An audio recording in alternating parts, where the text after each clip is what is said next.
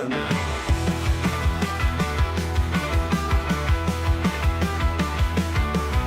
Hula girls with eyes so dead, dance of doom in tropic dread.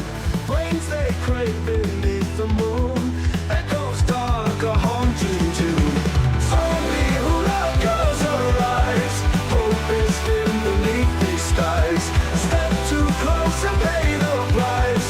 Whoa, island's icy vice.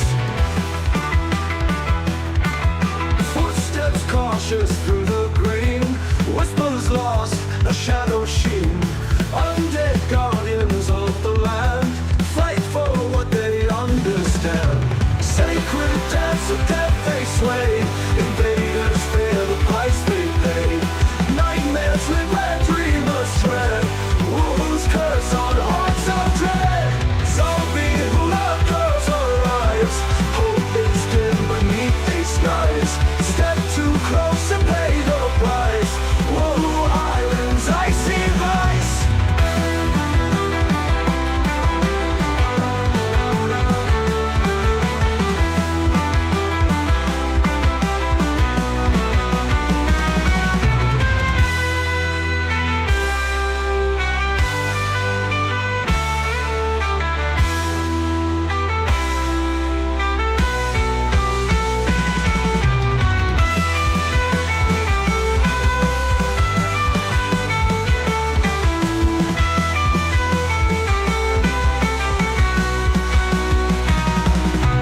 Zombie hula girls arise, hope is dim beneath these skies.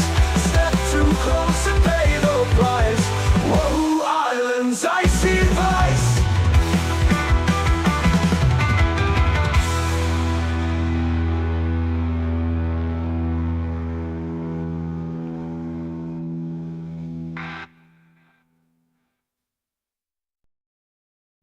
Howdy, howdy, and happy Halloween from your old pal, Tiki the Hut.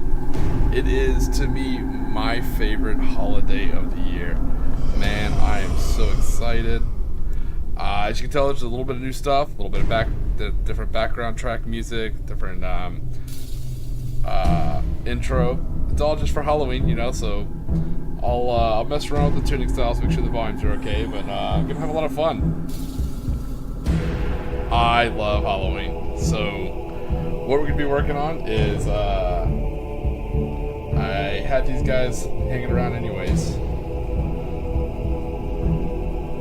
so what we're going to be doing is we're going to be working on making some more mummies. They're already made. These are Reaper miniatures. I use them in D&D a lot. Did that a little bit. I use these guys in D&D all the time. But I'll be painting these guys up to use as my totem core for my Count's Edge German Army, which is the Cult of Imhotep, which is pretty cool.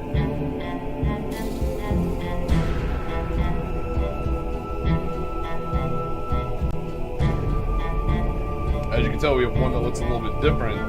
This is actually going to be my my Imhotep model. So he's actually going to replace Second Lieutenant Knox on the Moon. He's actually going to be the officer for the army. We'll put a nice Stig 44 in his hands. Give him an assault rifle.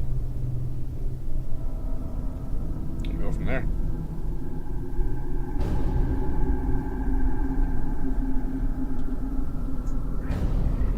Alright, so the first thing I'm going to do, I'm going to show you guys kind of how I make these. Like I said, they're already built, so it's like the easiest models ever, right?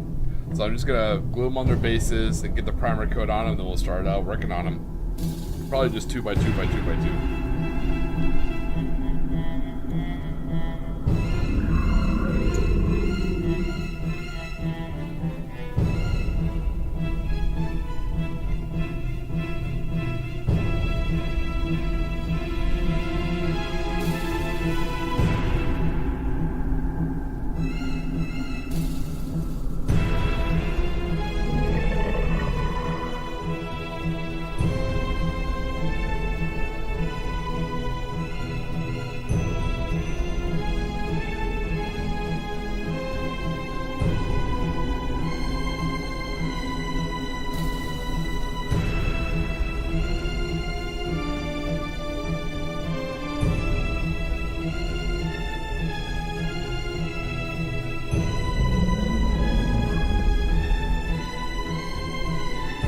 Alright, so we got everyone's bases out. Now we're just gonna glue these guys down on their bases, and then we'll get spray paint. We'll get that spray primer on first.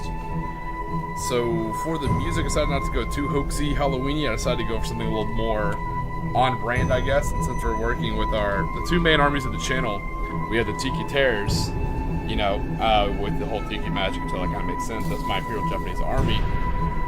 So the counterpoint to that, like their common bad guy to fight, as it were, is going to be the Cult of Imhotep, which is the rules are for the German army for Conflict 47, but for the aesthetics, it's based off the actual Mummy movies. So that's what we're working on. We're going to be getting through these mummies, gluing them down, and getting them all painted up.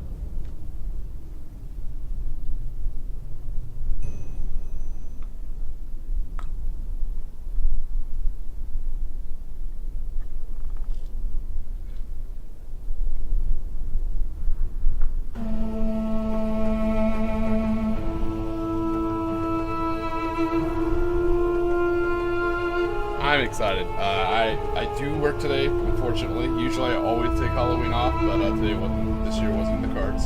I do work today, but other than that, I have a lot of fun plans for Halloween. It's actually Mrs. Tiki and I's favorite holiday of all time. Bar absolute none. Nothing comes close to the awesomeness of this Halloween. Some people don't feel differently, and that is 100% okay. You know, you're more than welcome to your own opinions, especially about your own favorite holiday. You know, you don't have to enjoy my favorite holiday, but definitely my favorite holiday.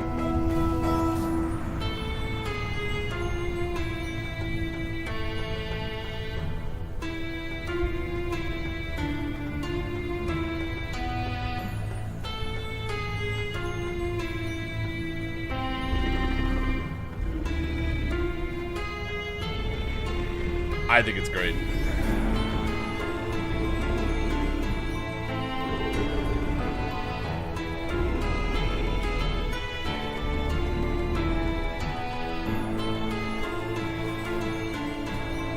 Again, these aren't the right bases for Bolt Action or Conflict 47, but it's okay. These are just spare.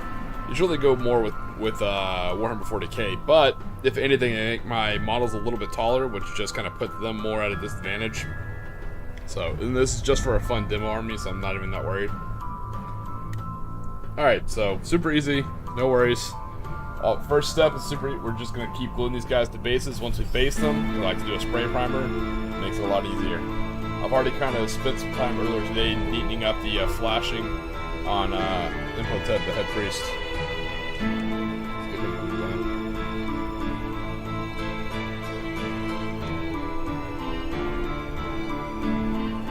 If you're curious, the color we're likely going to hit them with, hoping I have enough, is Zandari Dust. So we're going to be hitting these guys.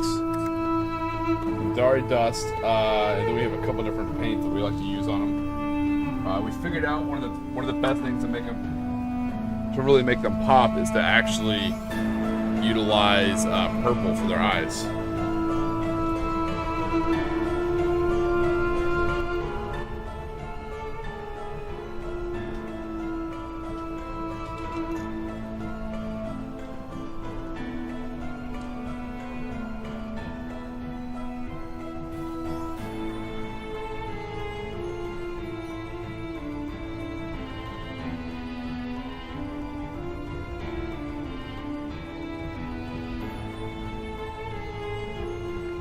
And bear with me on the volume, please. I'm trying to adjust as we go because I didn't have a lot of time between work and the stream, you know, to try and get everything all ready. And I try to get as much of it queued up as I can.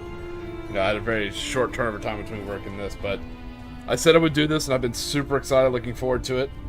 I can't stress enough how it's my favorite holiday.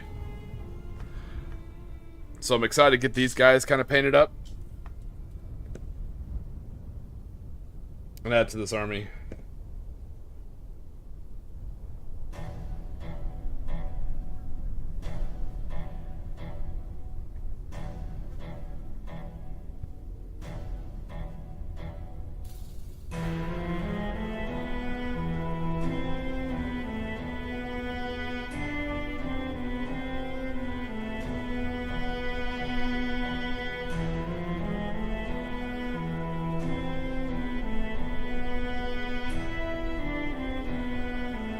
if you hear weird sounds, by the way, it is definitely the background track. It's not just music. It's got everything from, like, you know, you hear chains, creeping, moanings, you know, bugs, wind, all sorts of stuff. So, you know, it's not in your house. Don't freak out, or do freak out, because, you know, hey, it's Halloween, you never know.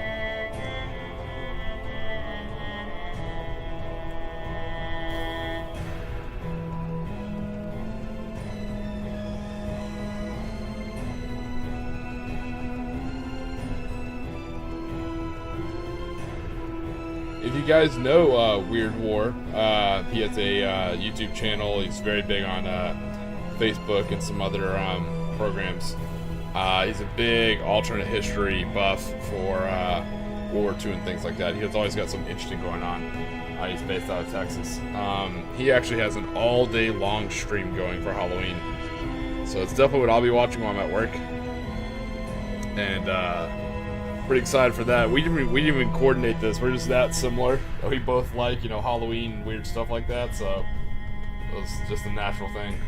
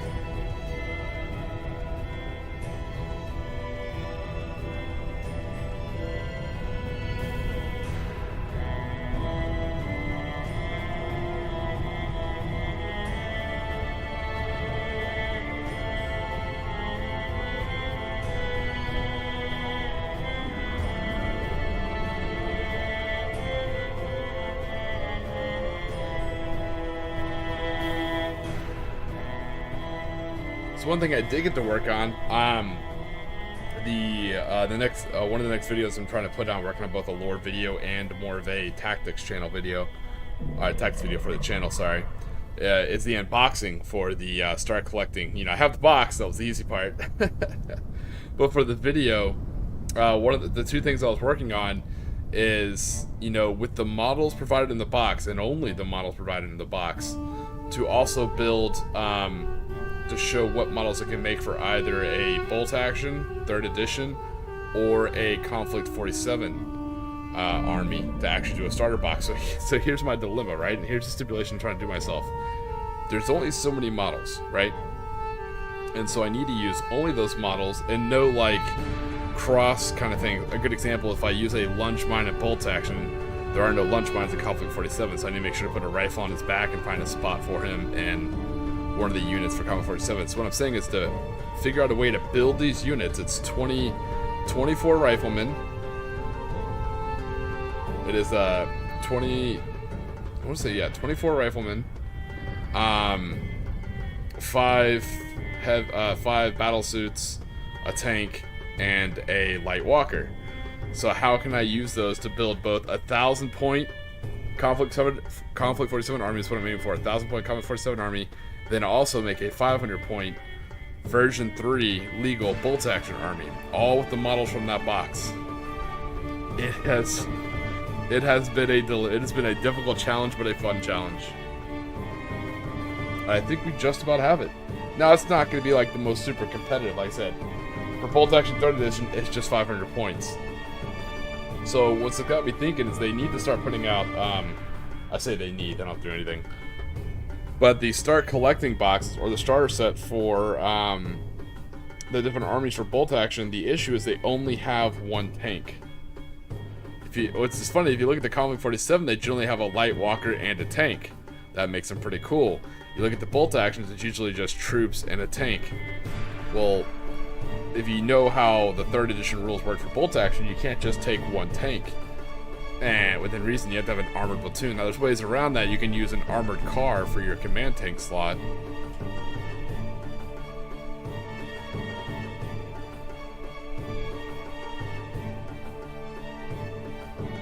can use a armored car for your command tank spot, and then use an actual tank for your main tank. But from looking at it, I'm not really seeing many start collecting kits for bolt action. You know, the nation specific ones that actually have, you know, full ready to go 3rd edition armies out the box, with the exception of and again, the value of it, the British Paras, which are also Polish airborne. I want to say they have an anti-tank gun and a shit ton of infantry, and that you can actually make 2 platoons with.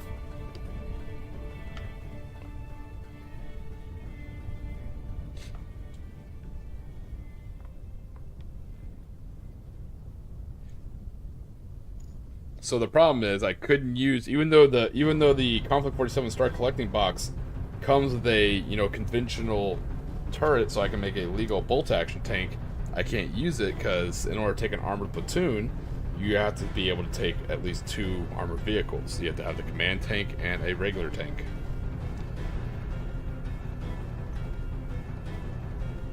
So it has been quite the dilemma.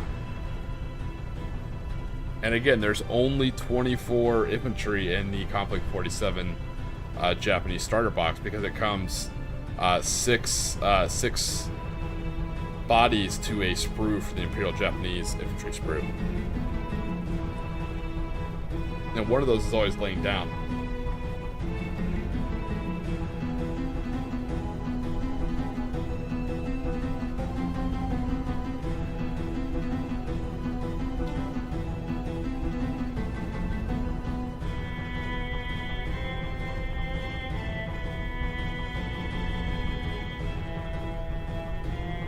Hey, happy Halloween, Nathan. What's going on, buddy?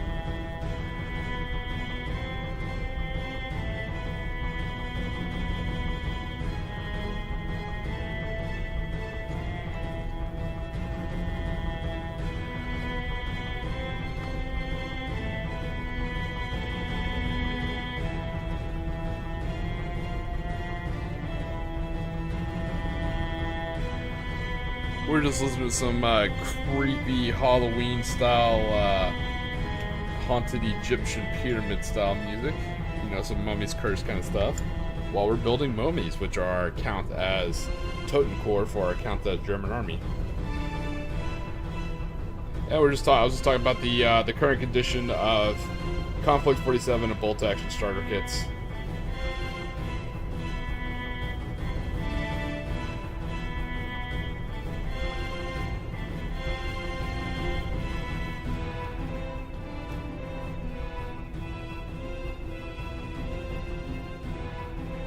Currently, the bolt action kits and, ironically, the British Paras and the Polish Airborne is still the best value box in my humble, you know, low opinion, because it's actually is 3rd edition legal right out of the box. You can use all those models because it doesn't come with a tank; it only comes with a an anti-tank gun.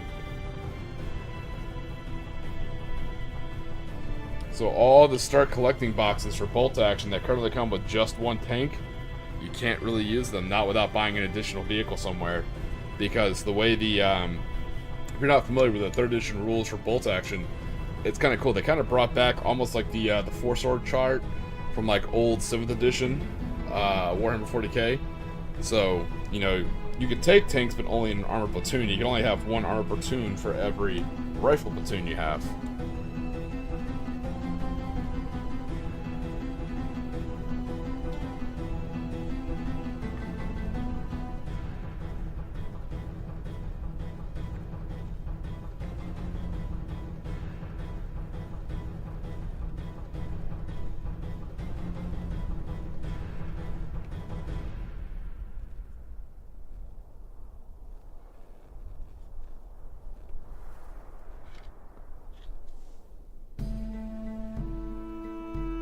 So you have to tell me, Nathan. Like I said, I've only been to the UK for a handful of times.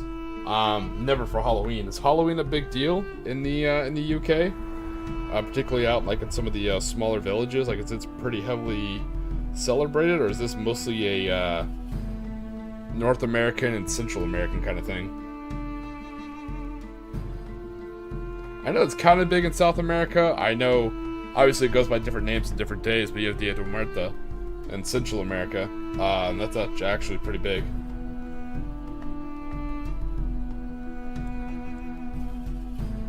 Shoot, I don't even know if our hat Canada celebrates Halloween.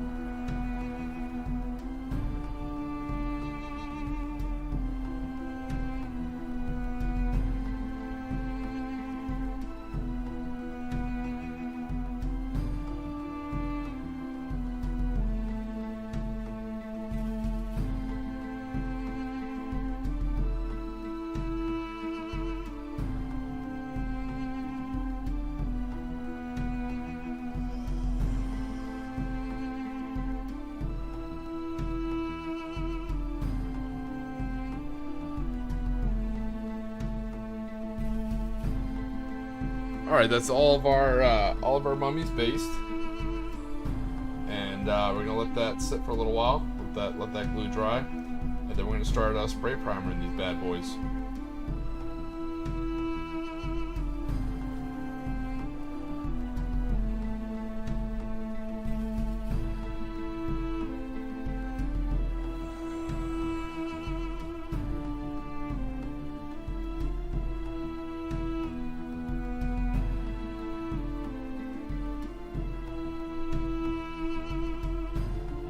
Absolutely. It's so funny. I was actually talking to my a coworker of sorts about like why Halloween is such a big deal, and they're curious if it was just attributed to like my culture, you know, my ethnicity, which it isn't. Or at least I don't think so. But I was trying to tell them my favorite part of the holiday of Halloween is it's the only holiday of the year where no one guilt trips you to visiting. And what I mean by that is, I don't know if you have a big family or if the listeners do. Some people have big families, some people have small families. I'm a very a very independent guy. I'm happy on my own, but I'm happy with some people, you know, but I'm not a big like family event kind of guy. Nothing negative, just not my style, right? You know how people always guilt trip you like, oh, come home for, you know, Thanksgiving, which is, I know, is a very uniquely American thing. Or come home for maybe Easter. That's a big international one. Or come home for Passover, or come home for, you know, come visit the family for a Ramadan. Whatever the holiday is, most holidays you get guilt tripped by the family to come visit, right? No one fucks with you on Halloween. Halloween's when you're supposed to stay home and either pass out candy or go out and go to a party when you're an adult. Like, nobody messes with you on Halloween. There's no family guilt trips. You don't have to visit family if you don't want to. It's phenomenal. Love Halloween. I feel like as an adult, it's like the one holiday you get where no one really messes with you.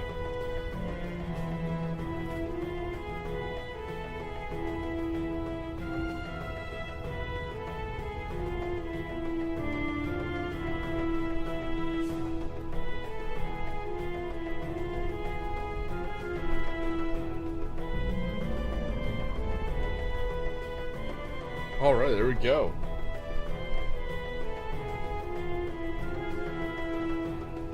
Alright, we have 16 mummies counting our new leader, the model I use for Imhotep himself. Matter of fact, let's go ahead and see if, before we paint him, let's see if we can get a gun in his hand. It's dangerous to go alone, you might want this.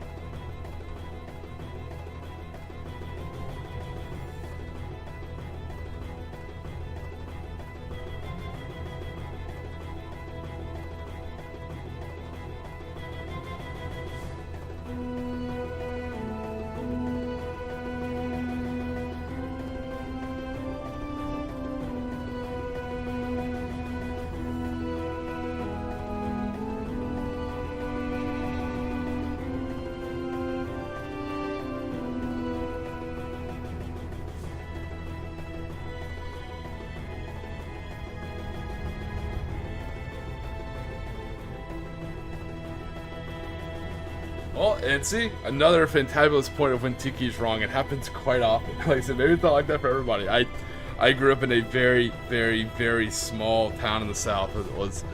And this was in the 90s and stuff like that, so it was extraordinarily religious. This was back, like, right after the satanic panic of D&D, you know, when, like, Mortal Kombat was coming out and everybody was freaking out. Yeah, that type of religious area. So I grew up in so Halloween was a very not popular holiday for a lot of people where I was from, but some of us loved it. So if you have a family that celebrates it, man, that's all the better.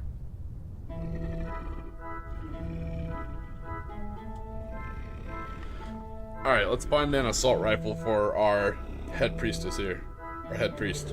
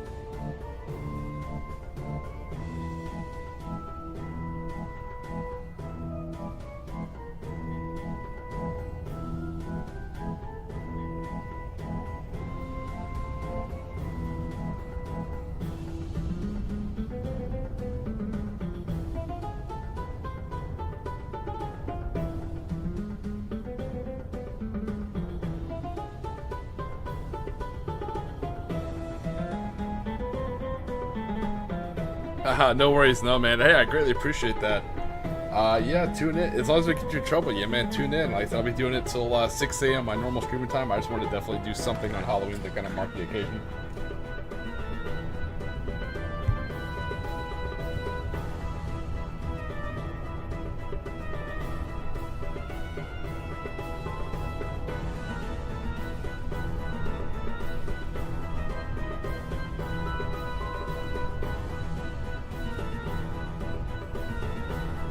Not sure how often you guys hear this when I mute it, but I always leave my super glue bottles kind of upside down and let the glue get ready to be used.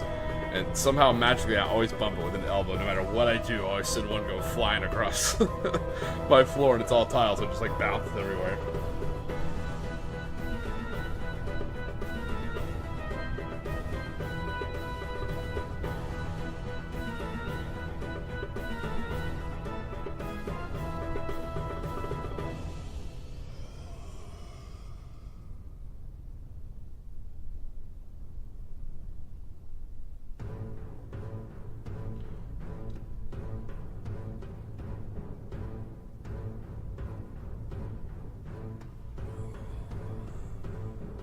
So my second favorite holiday isn't even one that I technically, I don't know that I can or should be celebrating, because I think technically it's a Catholic holiday. I happen to not be religious myself, but I guess it's more of the cultural event of it. From my time when I was in Europe, I spent a lot of time in Italy, and I spent a lot of time in Venice. So I fell in love with true Venetian Carnivale. Oh my god, such a fun holiday. Ironically, extremely similar to Halloween, as far as like the stuff you do, partying with masks on. It's an absolute shenanigan.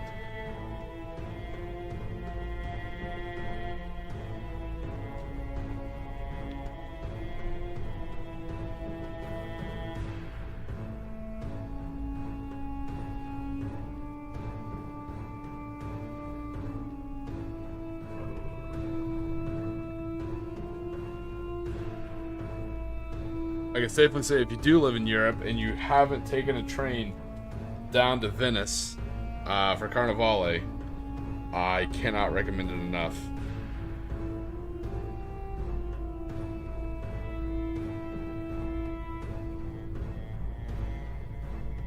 Alright, I don't mean to alarm you, but Cold Imhotep's tired of your shit. and he's packing an assault rifle.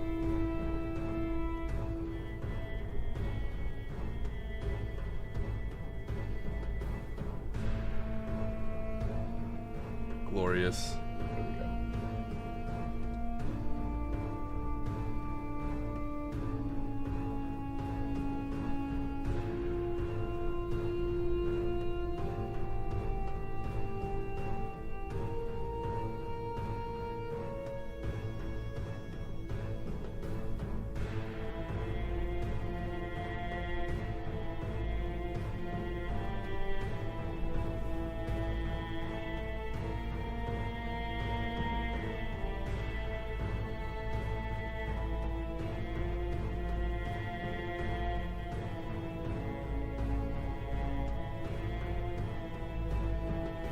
Alright, so I'm going to pop some of these models in the box. Luckily, it's not too humid. I have my door open, plenty of cross ventilation. Probably not should be using spray primer, but I'm lazy, so that's how I do it. I'm going to prime a couple of these models, let that set, flip them over, prime the other side, and once they're good to start painting, then I'll start painting those while I also primer, let the other ones dry. So we're going to kind of get like an assembly line going here. So we'll grab Imhotep with his assault rifle. He'll go in the box first.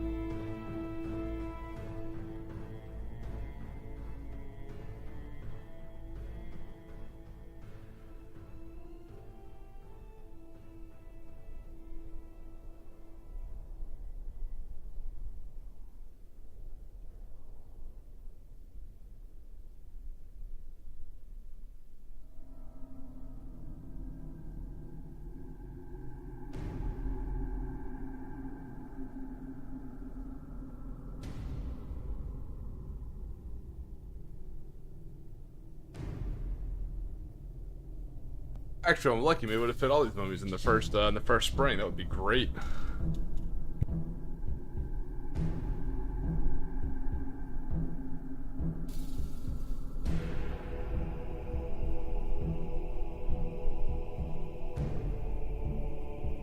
Oh my god, phenomenal question. Phenomenal question, HS. First off, happy Halloween, buddy. If you celebrate it. Secondly, me personally, in my style, I would peel them off and use them as heavily armored machine gun teams. I feel machine guns are best when they're static in the Overwatch position. When you break it up into traditional small scale unit tactics, you want your, when you're doing fire maneuver, you want your fire team and you want your maneuvering team or assault team.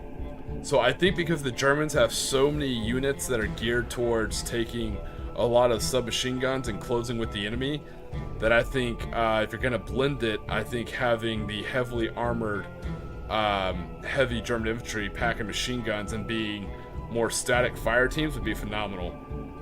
Because what that's going to buy you is if some HE gets lucky, let's say a mortar actually gets that random lucky 6 on a first roll and gets that shot in on your heavy machine gun team, before you get a chance to move them so you don't catch that second shot, it might give you a little bit more survivability.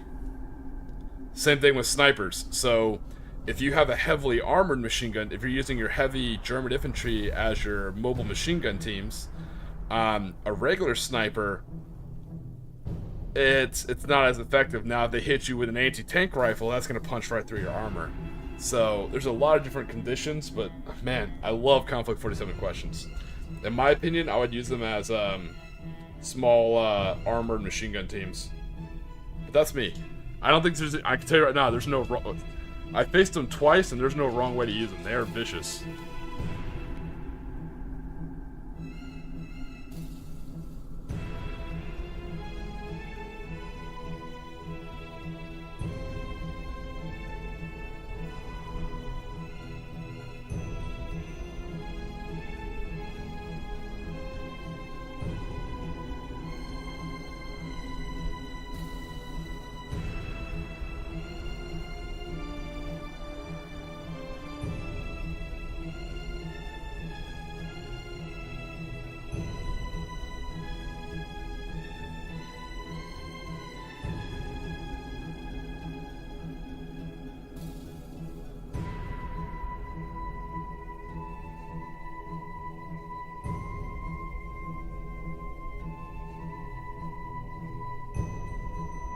Oh, okay. You meant like I see what you're saying. You meant like blending the rules. Where would I put them?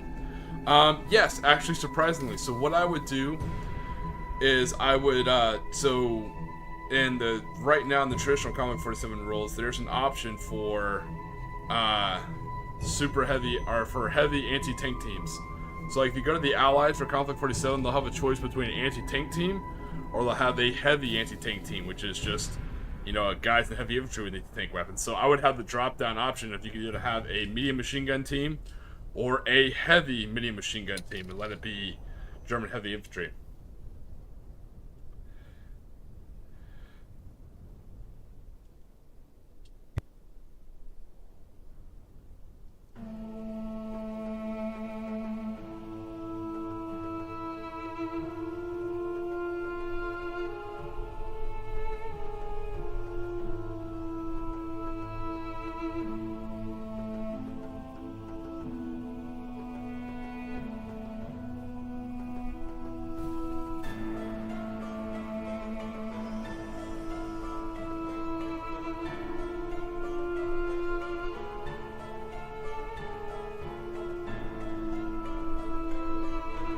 Oh man, I'm actually hoping I do have enough sprays and Dari dust to cover all these. That might have been a good idea why I originally thought to only spray half of them first.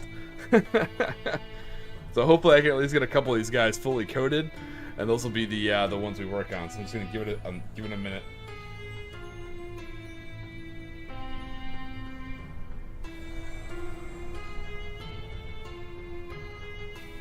But I will put out a tank and some of our other mummies to kind of use as our guide, kind of keep us going.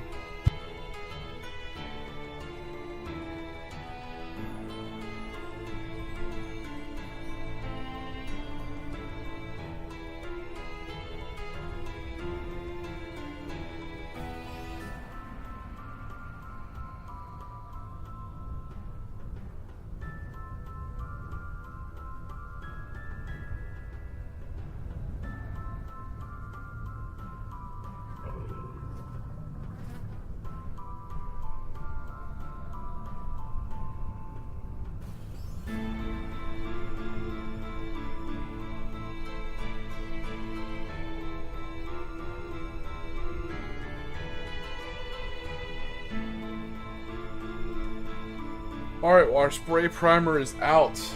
Here's some of the original models for our Cult of Imhotep. Counts as German army. That's a 500-point army. They actually taken the Panther X, you know, the Eye of Horus. And here's their current leader.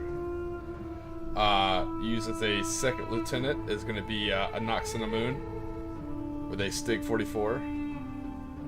She'll now basically be the adjutant, and we're going to throw actual Imhotep in there as the leader. Then here's how the mummies look. So it's the closer you look, the kind of better they get. You'll be able to see the bones really kind of stick out from the wrappings, and they kind of have these very horrific faces with purple eyes. So that's what we'll be working on.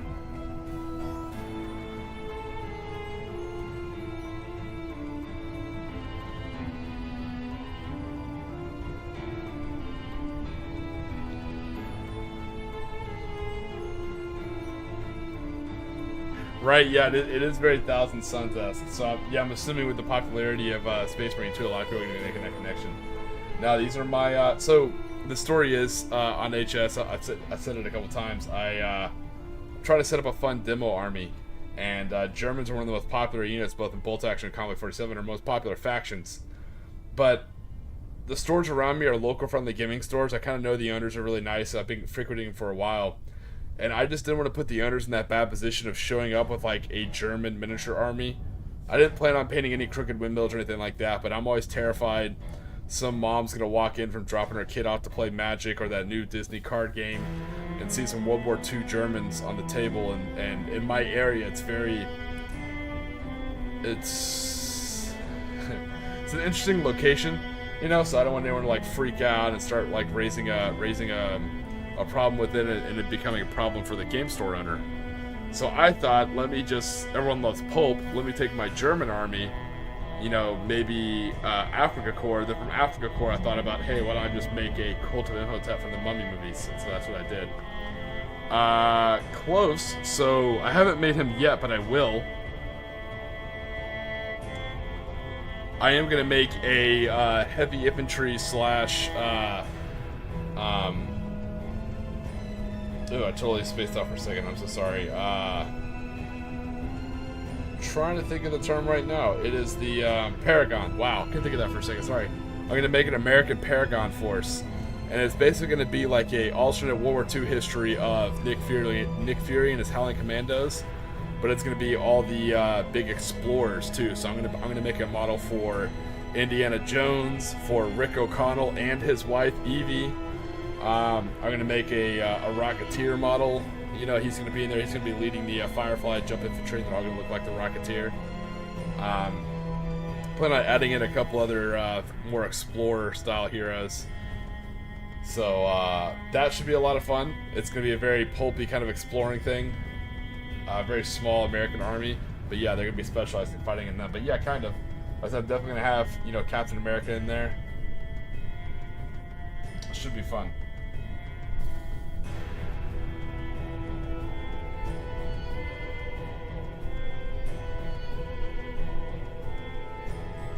Yes, the classic cover of old school comics of Captain America, you know, punching an angry windmill guy in the face, you know, and that being cool has unfortunately long been gone. Well, it's okay, so it's also me not really overreacting, just trying to be overly protective. Not of me. People can say stuff to me. It doesn't bother me whatsoever. I just don't want it to blow back on the local game store owners, because they had nothing to do with it. I don't want them to be like, why do you let these models in your store? That would be my worst nightmare. So I just try to figure out a compromise that's good for everybody. Plus, it allows me to paint Warlord Conflict 47 kits in interesting new ways. Like, I guarantee you nobody has this tank. They have Panther X's, sure, but nobody has an Egyptian, you know, Cult of Imhotep, Eye of Horus, you know, with all sorts of hieroglyphics drawn all over a tank. No, I haven't. I've seen a lot of pulp miniatures from, I think it's like North Star or Red Star or something like that. They have a lot of good minis that I'll be ordering. Alright, let me check on these models, see if they're dry yet.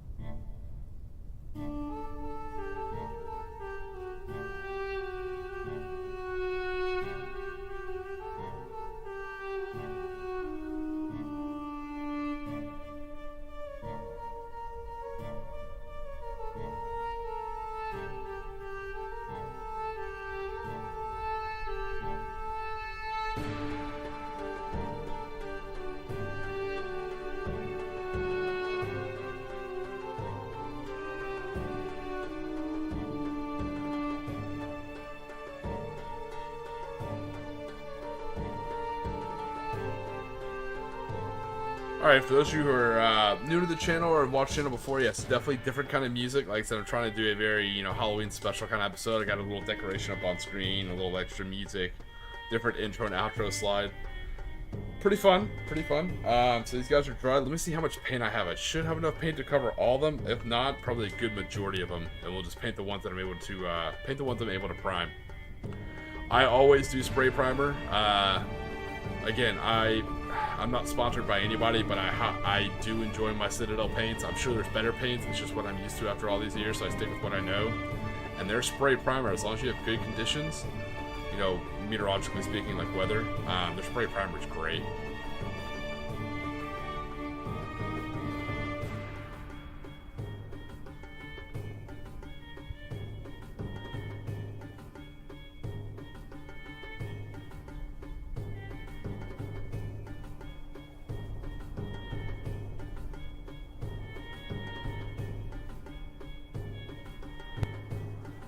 Yes, that's exactly what I'm doing. So the mummies will actually be Totencore, and the Schreckwolfen, which, like I said, we remember the kit was a little bit smaller than we thought. The Schreckwolfen with the Anubis helmets are going to be my Anubis warriors from the second movie. So yeah, the mummies are Totencore, and the Shrek Wolfen are our newest warriors. Or newest warriors are Shrek Wolfen.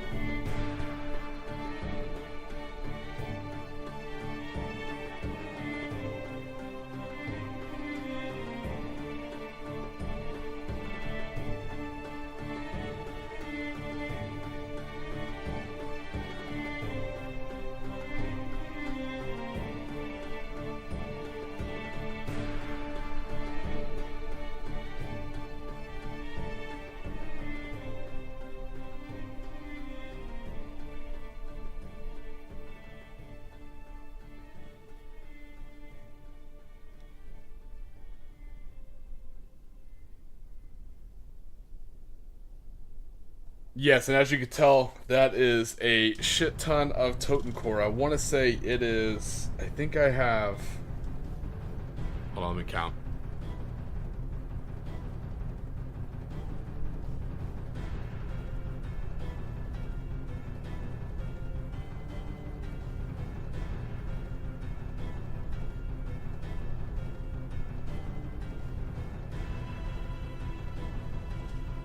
Yeah, so the grand total will be 21 Totencore.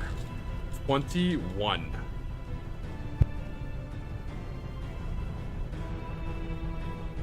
These two are part of the 6 that I already have done, and I'm actually working on the other 15 right now.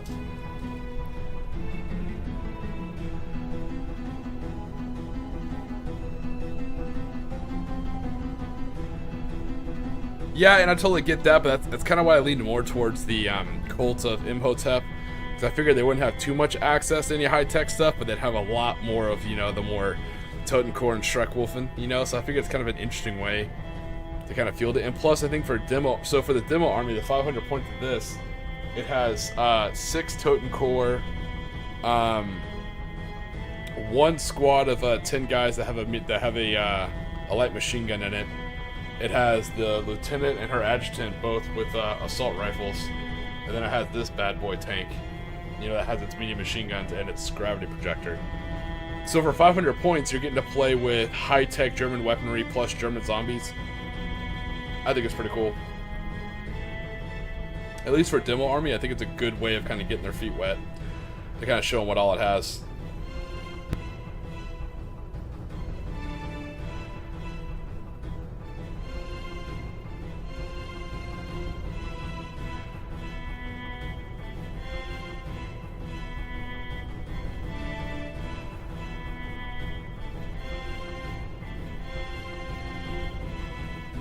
Yeah, Nathan, unfortunately I'm kind of limited to copyright-free stuff. I'm still terrified YouTube's going to come after me. They already came after me once. I'm already on their shit list. So I try and hide and only use copyright-free music. So luckily this guy put out some ambient music, and it's kind of spooky, kind of Egyptian, kind of fit both sides.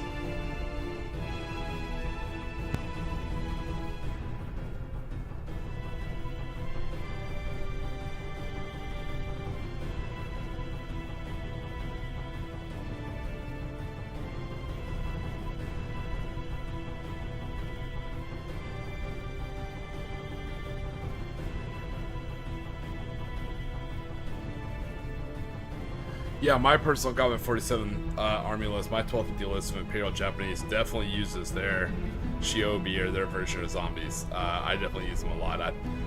It's one of those things, I like zombies because just like, kind of like, they're like lunge mines but for infantry in a way. And the fact that they're not super dangerous, but they're also not worthless either. It's a trouble bubble. And you slowly move this trouble bubble up the board, and it forces your opponent to either ignore it at their own peril or waste resources and try and get it off the table. So that's why I like using lunge mines and or zombies. It's the trouble bubble concept.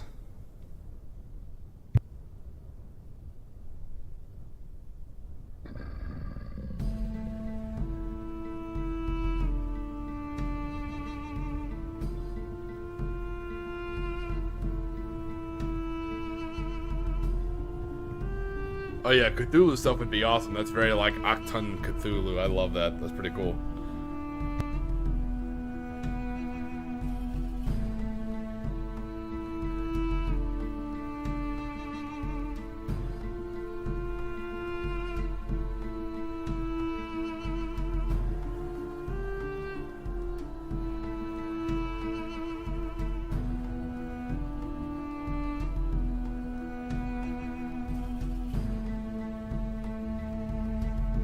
Yeah, that's always been my preferred, I guess, tactical style, is because no plan's ever going to survive enemy contact. So what I like to do, and it doesn't always work, because sometimes you play really good cold people, and that's phenomenal. That means it's going to be a good game. But I like introducing a little bit of chaos and forcing my opponent to make decisions, because when you do that, you're ruining their plans. And some people are really good at making good tactical decisions quickly. Those are people who generally do well, in that skill set or in certain jobs, in certain sectors. Some people aren't. Some people are, you got to think of like again, I'm not a psychologist or psychology major or anything, but looking at the models, look how much time we spend painting and, designing our models, especially when we come up with lore and stuff like that. We really care and love about our models. So when you bring them to a table, a lot of people already have these tactics built in, or they already have these scenarios where their models are going to win. It's just a natural thing. So when you start disrupting that and start forcing them to make decisions they hadn't planned on, it's like going live. If you've ever seen a movie star, some movie stars can, ad-lib lines. Some cannot go off script. So it's always fun to kind of watch that switch get flipped and figure out who you're playing. Am I playing someone who can think on their feet? Or am I playing someone whose whole plan just got derailed?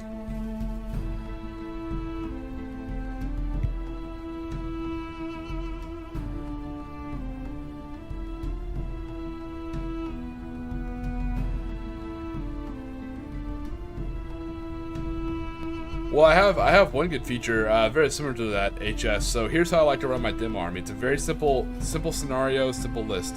So I generally do 500 points versus 500 points. Start with the full armies on the board. We generally just do long in versus long in, no big deal. I generally kind of shrink it down to a 4x4, but it could be a 6-4, it's not a big deal. I put a small village in the middle, and I put some terrain all around. So what I like to do is I have models. I just actually got some new nun models, so I like to use 3 of like a town villager. Usually I use like my D&D models, but now I have some nuns, which are great. So what I plan on doing is you get 3 characters. I'm going to use nuns, and you number them on the bottom of their bases, 1, 2, and 3. And you want to put them equidistant, but from both armies, and also equidistant from each other in the middle of the board. Make sure they're kind of in the town, build the terrain around them so it looks realistic, like a good bolt action board or Conflict 47 board. So then what I do is I go over to the store manager who was working that day, or I find somebody else. I'm like, hey, do you have a piece of paper? Do you have a pen? Sometimes I'll have it. I'm like, hey, write down either the number 1, 2, or 3. Don't show it to me, but just write it down. Fold it and put it in your pocket. That way we know kind of what's going on. So what that does is you have 3 models. I use 3 nuns. So I have 3 nuns numbered 1, 2, and 3. One of them is a spy. So both armies are sent into the village to grab the spy and make it off the board with the spy, because there's rules for that. The problem is you don't know which is the spy, and this is a very, very realistic scenario in World War II. So the fun thing is you're left with interesting dilemmas. You can just grab one of the nuns and shoot the other 2 and hope you have the right one, or you could try and grab 2 nuns and make it off the board with 2 nuns and kind of double your chance of getting the spy. There's a lot of fun ways you can tackle that scenario. You can kill all of your enemy and just push them off the board and grab all 3 nuns. That's also a valid tactic. Maybe a little difficult, but we'll see. So you introduce that to them. That way, there's still tactical to it. It's not just my army shoots your army. There's a little bit of tactics, and you got to be careful. With nuns, you may not want to, launch, a 2-inch HE round. You may want to kind of like watch your fire a little bit and not kill what could be your spy. So it is a lot of fun. It's a very fun, very fast scenario, and I think it's great for these 500-point demo games.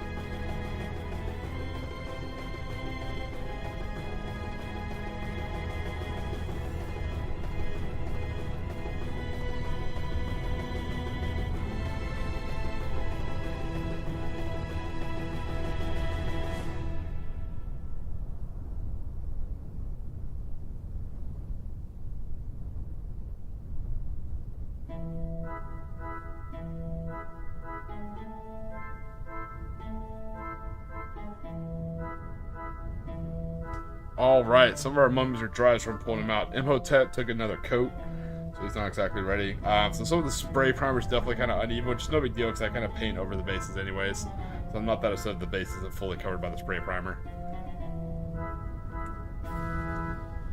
Yeah, I wholeheartedly agree. I think it gives you, I think the foundation for the game gives you really good bones to build off of. But again, that's my opinion, but I've always mixed tabletop wargaming and tabletop RPGs kind of together. I come from both of those worlds, so I kind of mix them both together. I like to add in a lot of tabletop role-playing stuff into my wargames sometimes, you know, and I like to kind of take the rules as bones and build upon them. At the same point in time, when I play my tactical RPGs, I like to incorporate a lot of tactical combat like in a war game. So I kind of dabble in both worlds.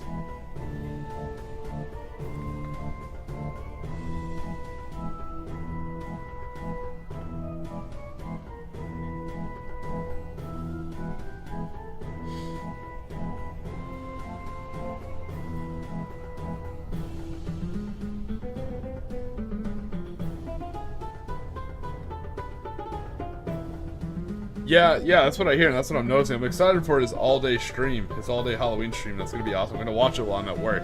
You know, once I knew exactly what you're talking about. Yeah, once I finish this stream, you know, I grab a little bit of sleep and I report into work. That'll definitely be what I'll be watching all day.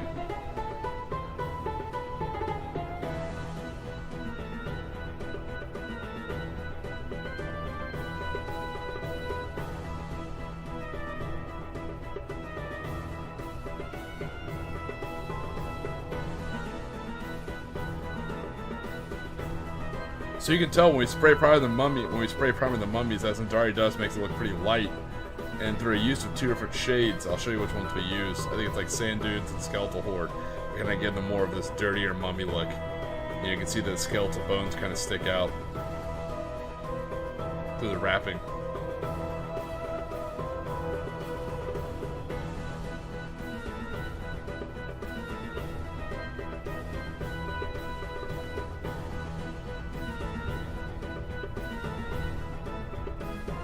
Yeah, but seriously, imagine, again, for those of you who do play Comic 47, imagine playing, and then you literally see, like, 21, a big giant blob of just 21 mummies just start crawling up to you towards the middle of the board. You know, are you going to be smart and kind of ignore it and hit the other things, or are you going to worry about once that hits your lines? There's not much you can do against that many zombies. They're going to soak up a lot of hits.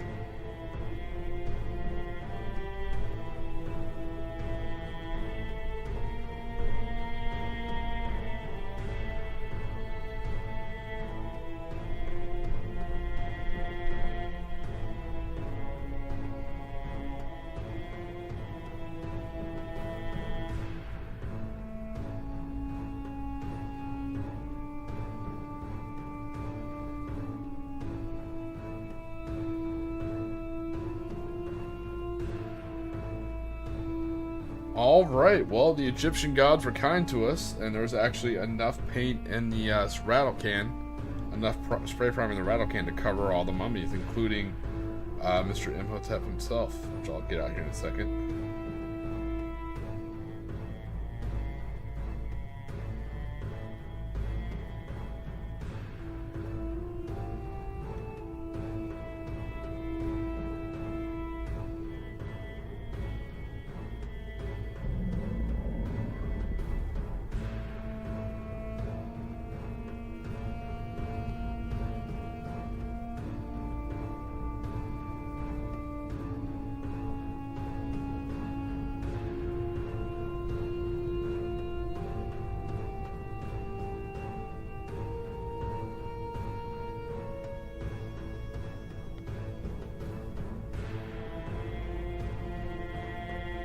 Alright, there he is. With this ever faithful Noxinamun, oh so close. Both of them packing assault rifles because, in my weird weird world adaptation of it. Why not? Yeah, I thought about that and I couldn't quite think like what model that would be. I definitely. So one of the other things I did add is, even though they may not be super competitive, I'm actually adding in flamethrower teams because in the second movie, the cultists had flamethrowers. I don't know if you've seen them, but they're the red style.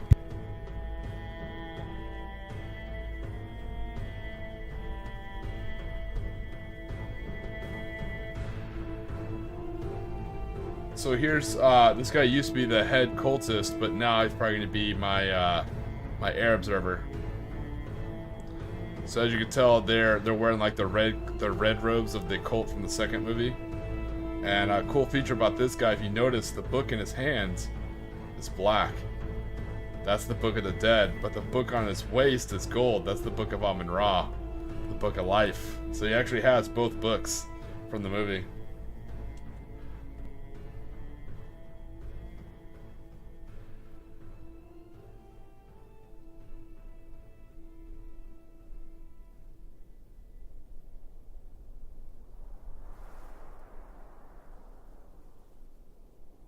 Yeah, so, you know, they're actual cultist guys. I used a mixture of Wargame Atlantic Afghan warriors. I used Wargame Atlantic's World War I French. And I used some other bits from like Frostgrave boxes, like for wizards and stuff. And used a lot of German army things like for the machine guns. But no, their actual cultist squad should have like one light machine gun and one like Panzerfaust, you know. And it's funny, they're all holding like different types of rifles, like different makes and models. Some have labels, some have Kar 98s, you know, they have all sorts of different shit. And they always have like melee weapons looking like cultists. So the whole army only has like a couple of those infantry squads. There's a shit ton of mummies, a shit ton of Shrekwolfen. That one tank has an air observer, so that'll be played by this guy. And for their playing, I actually haven't built it yet. It's a, I think I got a 1 in 72 scale. Yeah, I got a 1 in 72 scale because I know it's not the right size when it's on the ground, but I think up in the air, I think it'll look fine without taking up too much real estate on the tabletop. That's why I did that. I got a biplane, just like in the movies. Yes, I have. I have seen that movie. That's one of Ralph Bakshi's. Is that his name? He has that very, very distinct adult cartoon style, which is very good. I want to say Robert Bakshi. I want to say that's his name. You could do like Felix the Cat, Lord of the Rings, a couple other ones. Yeah, it's also the idea I got it from. Is I'm a very big Metal Slug fan. So yeah, definitely wanted to add a lot of these mummies too. Alright, luckily they're primed. So we got these guys glued on their base. Bakshi, yeah, sweet, I'm not crazy. Alright, so we got them glued on their base. They are spray primed. Now we're going to start working on them. Probably won't start off with Pimp Daddy, Bone Daddy Deluxe over here, Imhotep. I'll probably start with some of his lesser zombies first. So this is what the mummies should look like when they're done. Like I said, they're going to have that very kind of wet look, that dead skin, and the purple eyes.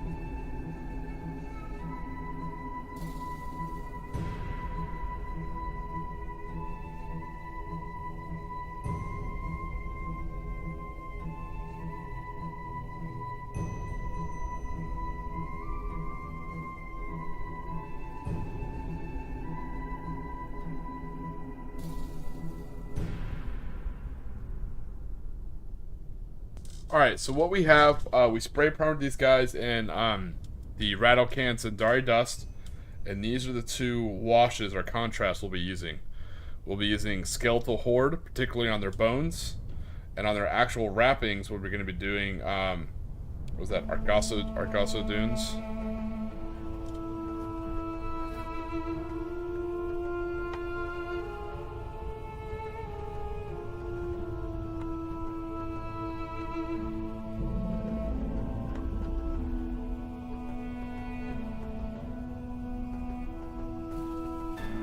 And I do believe it's Genestealer Purple for the eyes.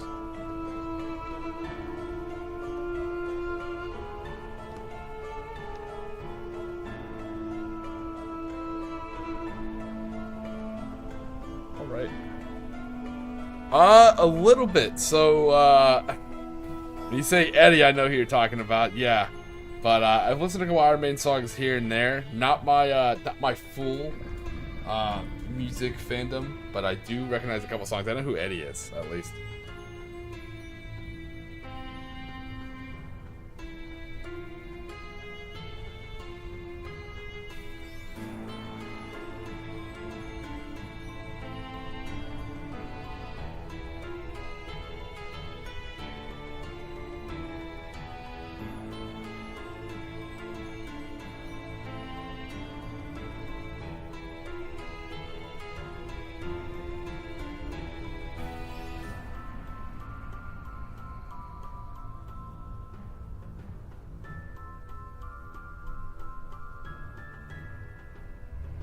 Alright, so we're gonna do the wrappings first, then we're gonna go in and hit the bones, then we'll hit the wrappings again, then we'll hit the bones again, and then we'll move on to the next one.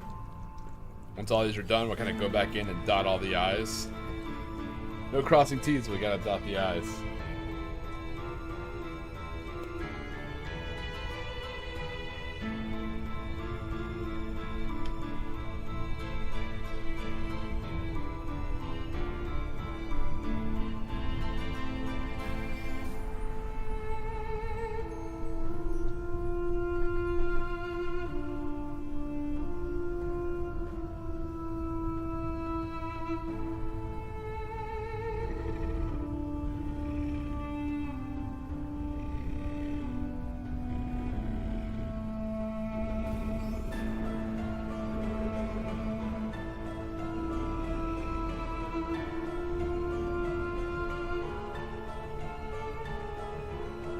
So I'm not even sure the material of these models. It's almost like a rubbery resin. It's from Reaper Miniatures. I use them a lot for my D&D games, but they are thirsty. So yeah, if you're going to use contrast paint, man, you're going to be going through it, unfortunately. So that was actually funny you mentioned that, Zaku. Which, props to you, Zaku is actually my favorite mobile suit type in all of Mobile Suit Gundam and any genre. The Zaku 2 is definitely my favorite. But that's one of the things that got me to Comic 47 when I was first reading the books. I went on to Hero Forge, and I designed my own Paragon heroes, and I used like a mixture of DC and Marvel heroes. Again, this was while Marvel was still a little bit more popular. I want to say this is around maybe 2019, 2020, around that time, like just before the plague hit. So I had like a if you've ever seen the DC Comics Bombshell comics, you know, where it was like alternate history World War II, and it mostly had a lot of the females from DC, like in like nose art style configuration. It was very, very cool, very pinup style. So I had like a pinup Harley Quinn and a Katana, and I mixed some Marvel characters in there too, like Captain America. I had Dick Tracy, the Rocketeer, Indiana Jones, all sorts of different kind of interesting characters.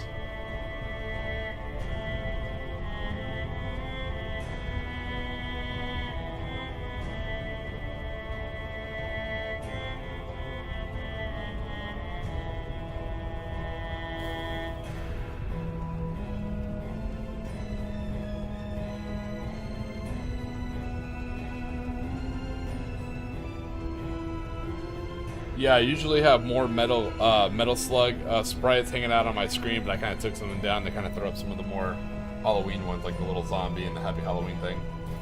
But yeah, you can see my my own little Metal Slug Tiki guy down there.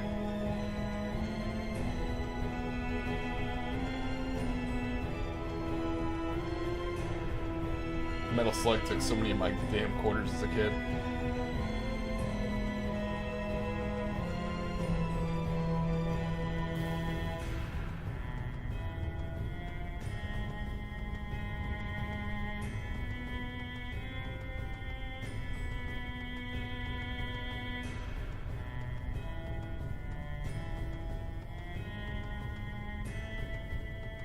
Alright, well you can see the spots where the spray primer definitely kind of ran out and missed, but that's not a big deal. I like these guys that look real chaotic and uneven. Doesn't bug me at all. There's gonna be 21 of them in a unit. Hey, Cosmic, the man, what's going on?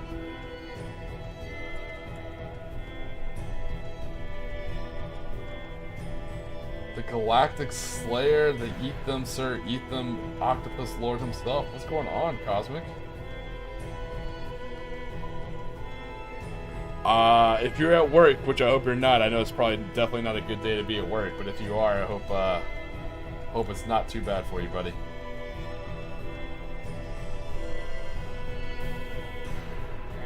We're actually working on some mummies. We decided to, Oh, thanks, brother. Hey, I appreciate it. Yeah, usually I do it on, Saturdays and Sundays, so I don't know if you're with anyone else's stream, but it's Halloween, so I definitely want to do a stream for Halloween. Yeah, we decided to increase our Cult of Imhotep army from, you know, just 6 mummies up to 21. And these are count as Totem Core for Conflict 47 rules. Aw, buddy, I'm glad you're off. I gotta work today, and not a good time to work. It'll be busy.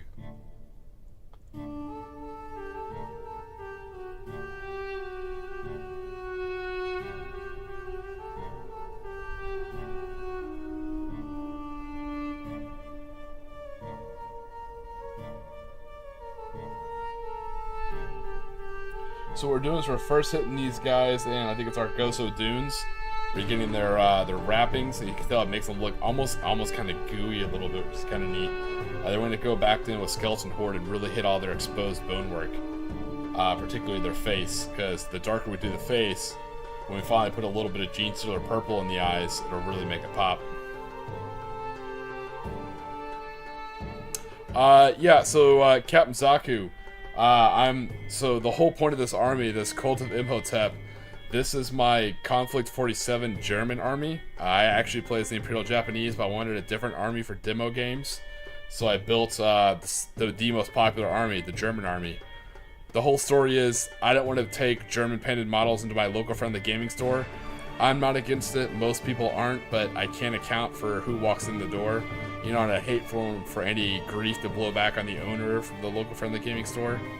So, I decided to be safe and do a count as German army. So this is my German army. They're just the Cult of Imhotep from the Mummy movies. So yeah, this is just he's just going to be an officer, a second lieutenant with his adjutant. He's actually going to be my air observer, and the mummies are actually rules wise are Totem Core for Conflict 47. They're zombies.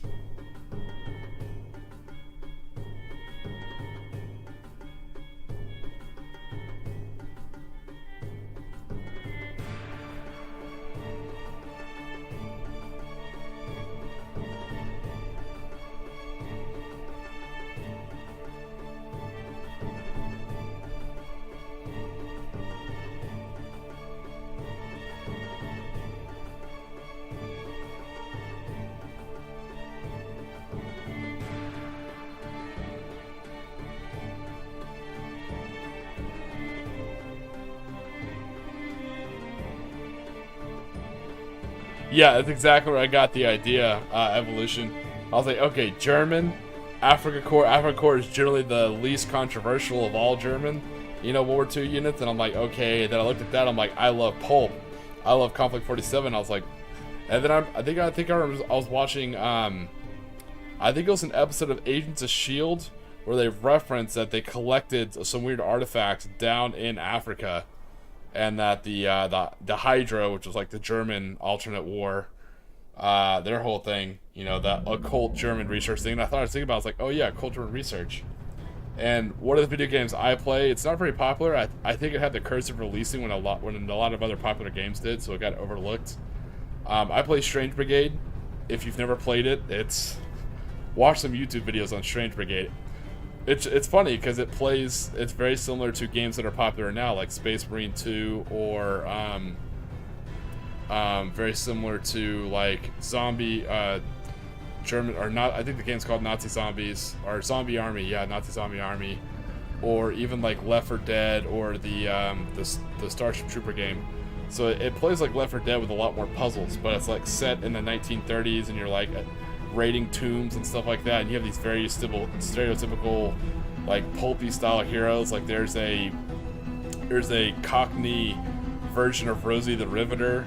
There's an African huntress who's a demon hunter from like the heart of Africa. You have a castaway Imperial Japanese officer who's now just basically like an ultimate survivor because he's been living on his own on an island. You have the stereotypical British explorer, gentleman explorer. You have an academic. You have a British Army sniper. You have an American cowboy. Every stereotypical culty hero, like pulpish hero you can think of in the game. It's actually a lot of fun. But anyways, playing that game made me think about, hey, why don't I just do a straight up mummy themed army?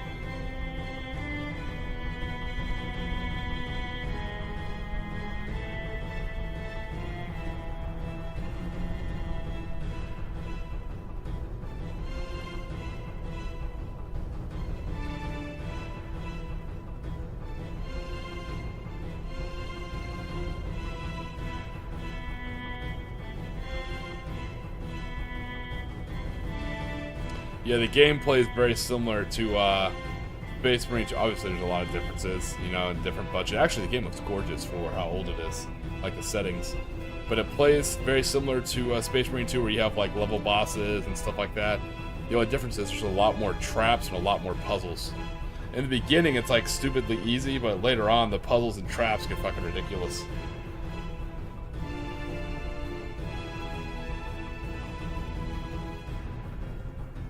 I recommend just throwing it on a wish list and waiting for a sale, and you'll be able to pick up the whole thing with all the DLC for like $5. I would not pay full price for that game, but for like $5, yeah. What makes it is there's an announcer, so he's kind of like the narrator, and he narrates everything you do, and he has like this very stereotypical British lexicon. It's very humorous to listen to. It is to me anyway, as an American. I know it's very typecast and maybe a bit biased, but it's very funny.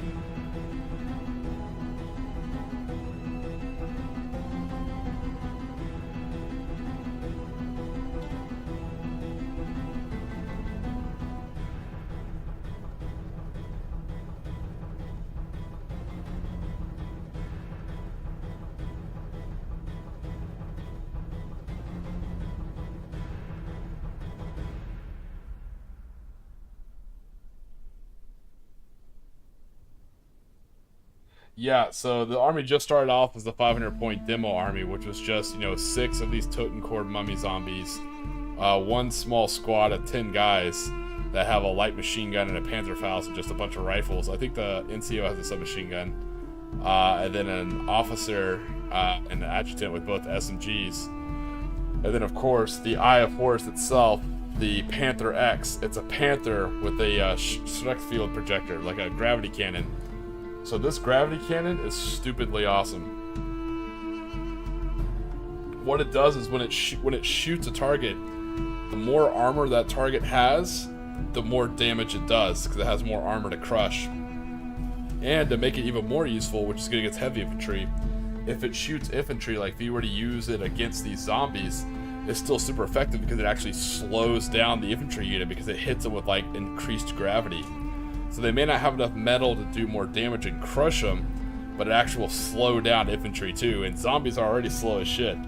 So it's actually a really cool thing, particularly against fast-moving infantry like the Shrek Wolfen or the Japanese exosuits are very fast. So this weapon's really good at kind of slowing that stuff down.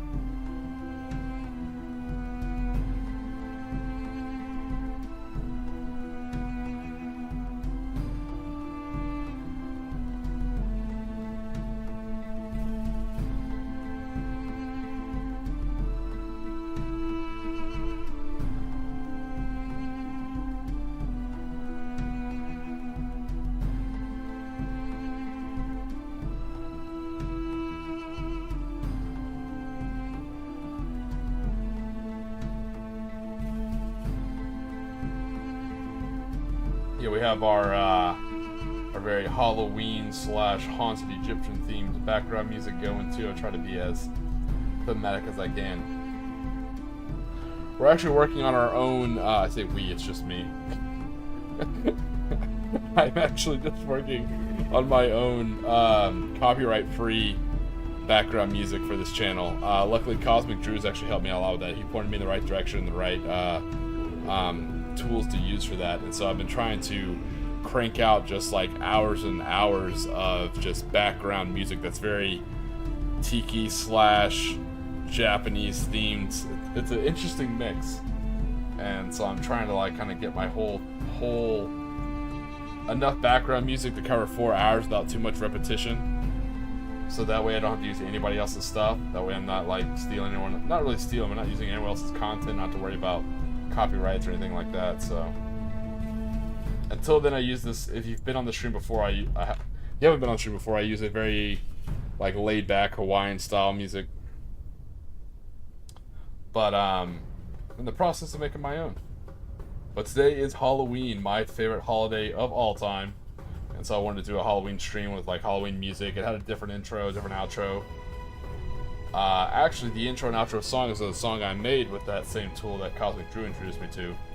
It's called My Hula Girl's a Zombie Hula Ghoul. So it's almost like a Halloween Tiki style music. It's pretty neat.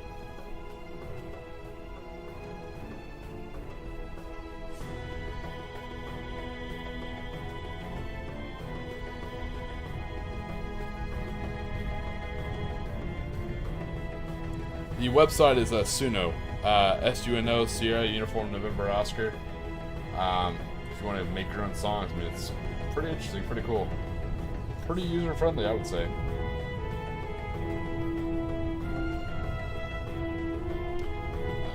Oh yeah, look at that.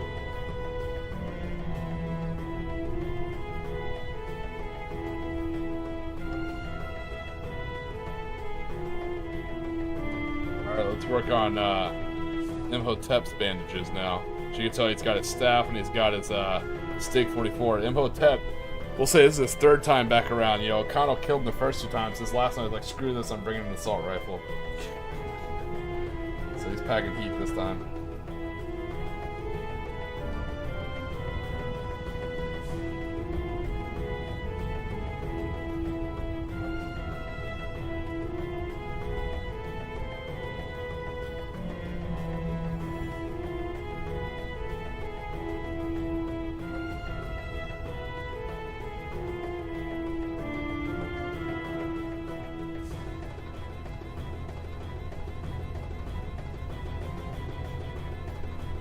Funny, it's actually lore that in the third movie, both O'Connell and his wife actually acted as spies, or worked as spies in the SOE for the Allies. So it's not too far of a stretch to say the Allies tried to bring him back, a third time.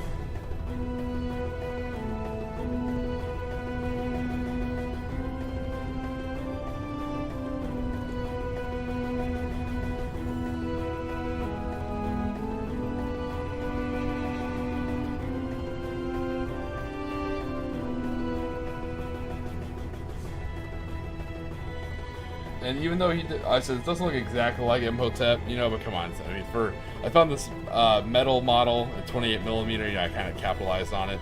He's got like a Jafar staff and a Stake 44, but I think we're going to go traditional with his headdress. It's going to be a pain in the ass to do, but I think we're going to do the blue and yellow. Very, very stereotypical style Egyptian. And we'll give him his gold beard, gold headband. This will be a gold staff. We'll do traditional colors for the stick.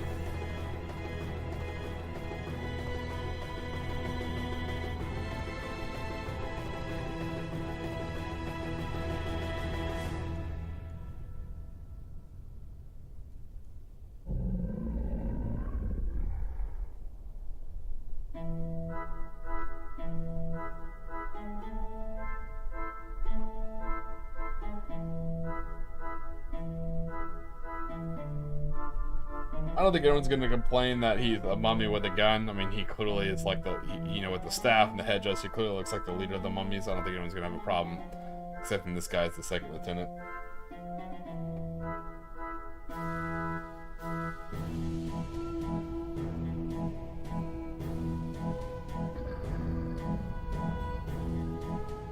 And again, that's the best thing about Conflict 47. If something seems unrealistic, you're like, again, it's Conflict 47. Yes. Things don't have to be lore accurate, which is kind of nice.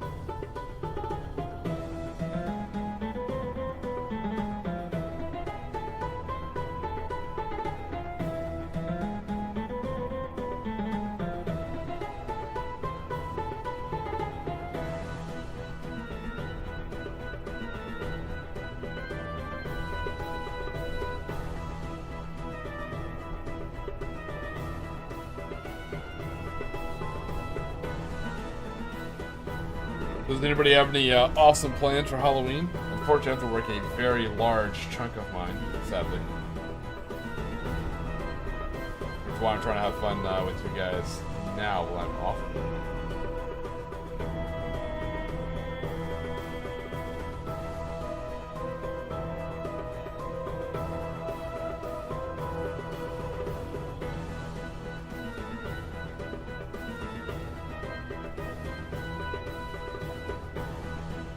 Again, like I said, I don't have any kids, so usually when I work, what I do is I'll take the big holidays, at least here in the States, some of the main ones. And my deal is I always take Halloween off. I was like, I'll take Halloween off, but I'll work, the winter holidays or the fall holidays or the spring holidays.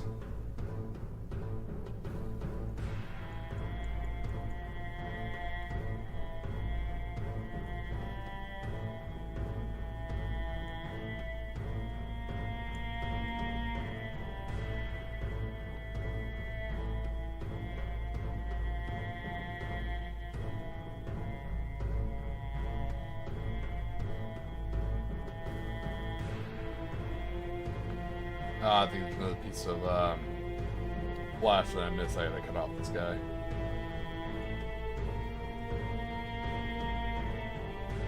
Yeah, he's got a piece right there. I gotta clip off real quick. Alright.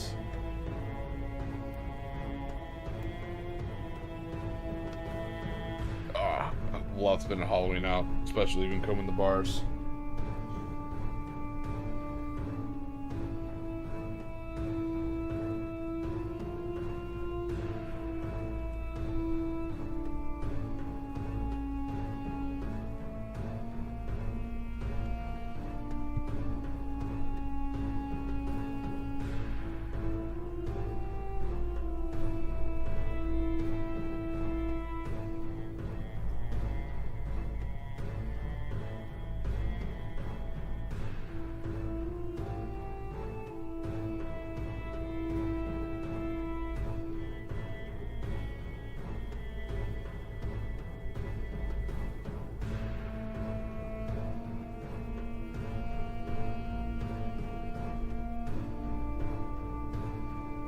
Just doing a little bit of surgery off camera on this model. He had this weird, almost like double elbow.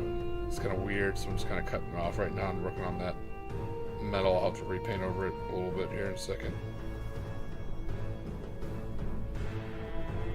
There we go.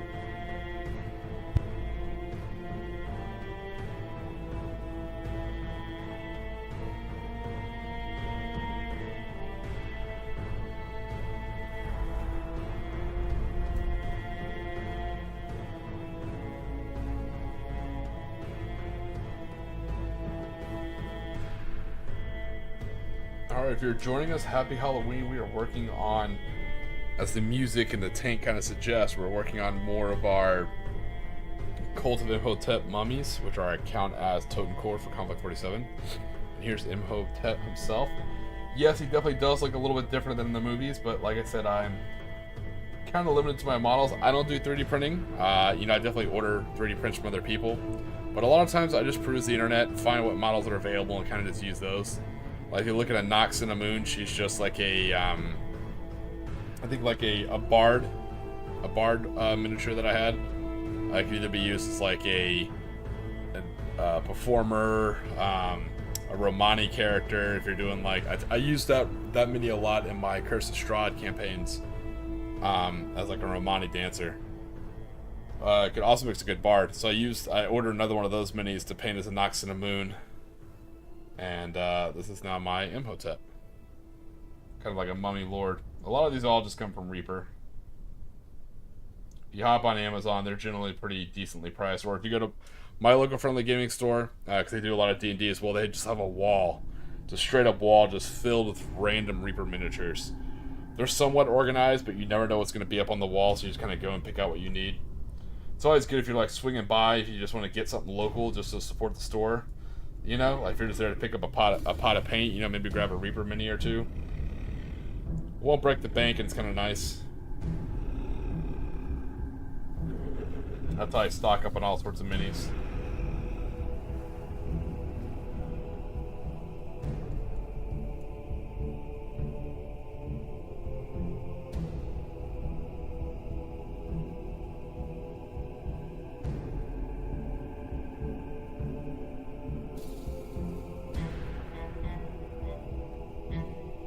Alright, there we go. That is, there he is with his bandages. Looks a little bit darker. So he's going to look a little bit darker than his buddies only because he has that metal. So, we'll let him try.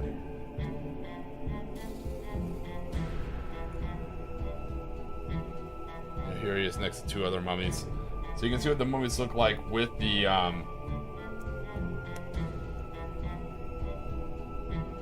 Agros. I think it's Agros Dunes. That's the contrast we're using, so you can tell how it makes the Sundari Dust rattle can zombies. Adding this little bit makes them pop out just a little bit more, which is nice because when you go back and when I use I don't know where to go.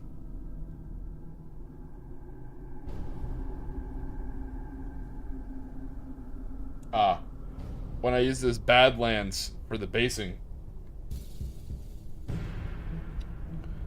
When you paint them that darker thing, it actually kind of makes them pop out better against the sandy bottom basing.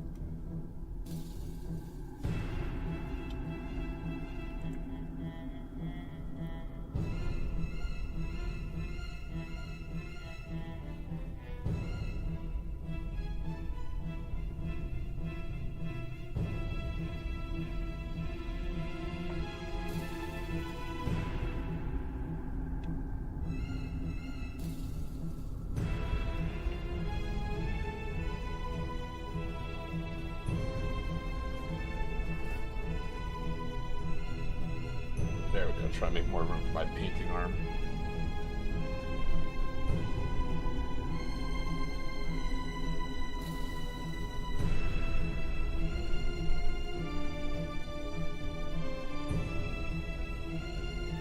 Yeah, so the downside is they are these guys come like 3 rubbery resin zombies to a pack. It's not crazy expensive for the pack, but for three mummies, not too shabby, but they are monoposed, so that's the only downside to it. Not a lot of ways to kit bash, not really worth it when you're doing them in mass, like 21 of them.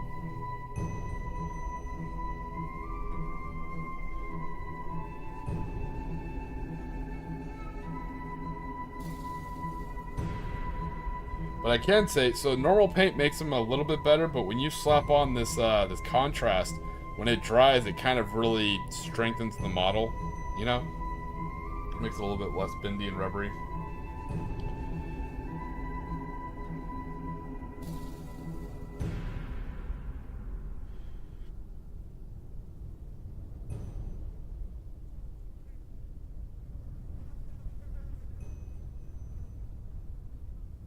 Fortunately, my dog sheds everywhere, so now I'm just going to take a model off and pick some white hairs off. That's from my dog. He just, old guy just sheds everywhere. He can't help it.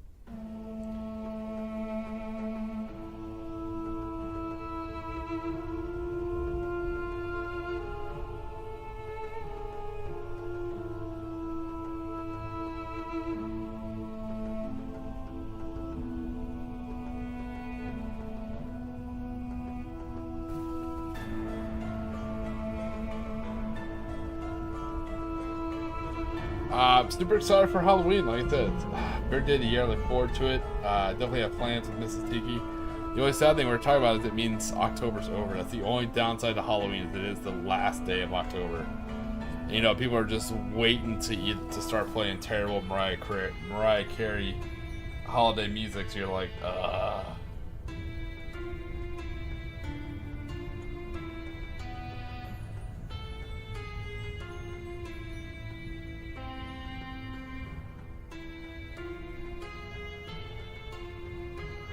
Unfortunately, a lot of our October this year was taken up by hurricanes.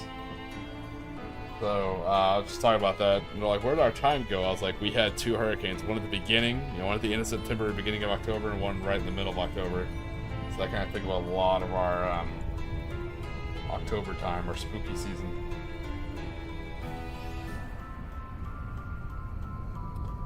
So on this, I try to do a general code. I mean, I don't have to get everywhere, particularly if I'm avoiding where some of the bones are. So we're gonna go back over that with skeleton horde contrast.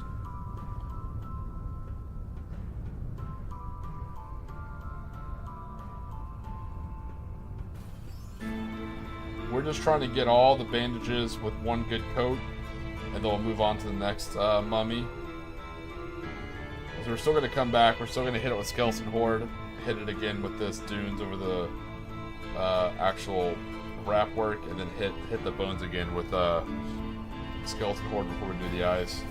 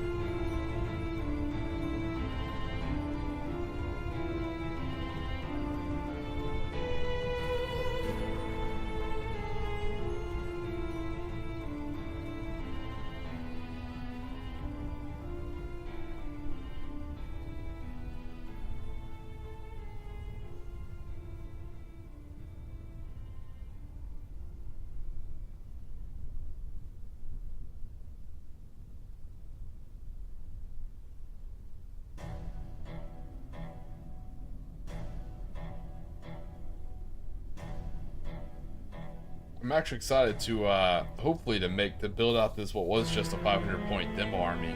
Cultivants have built it all the way out to 1250. I'd love to play against it.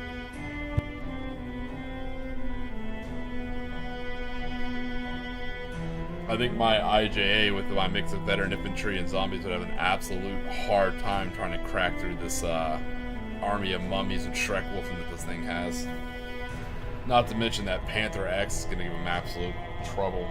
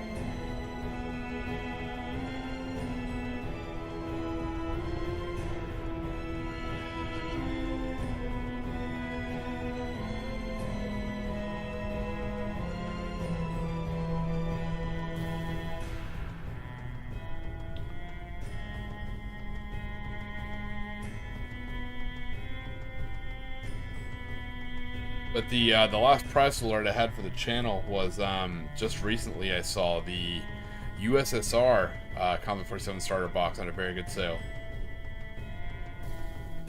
I want to say I think on Amazon with free shipping if you have Prime it was like $109 American out the door, and for that you're getting a lot of infantry. I want to say I think it's at least like 30 infantry.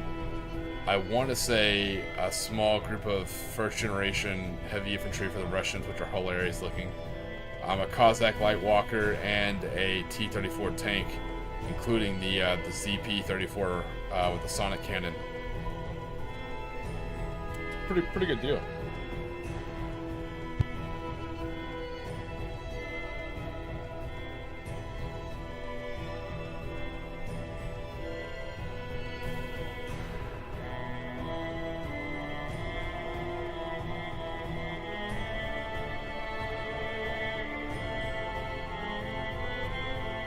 I've always said I think the as much as it kills me because I always kind of bring the model down trying to keep it in camera. As much as I enjoy the Imperial Japanese as far as the models, it kills me to say, but I think the best bang for your buck if you're getting into Conflict 47 is definitely to start collecting boxes, and it's definitely to go to the USSR and the British Commonwealth.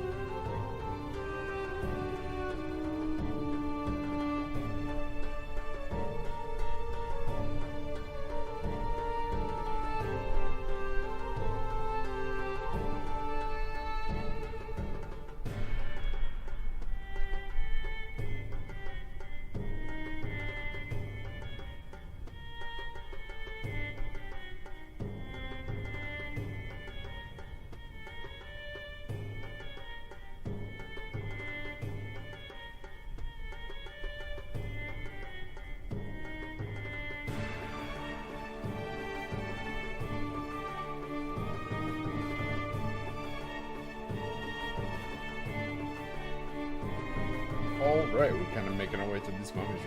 Not bad. Doing a pretty good job. Like I said, they're already built and they come pretty much built. All you gotta do is just kind of glue them down to a base and just spray primer them, so that part was pretty easy.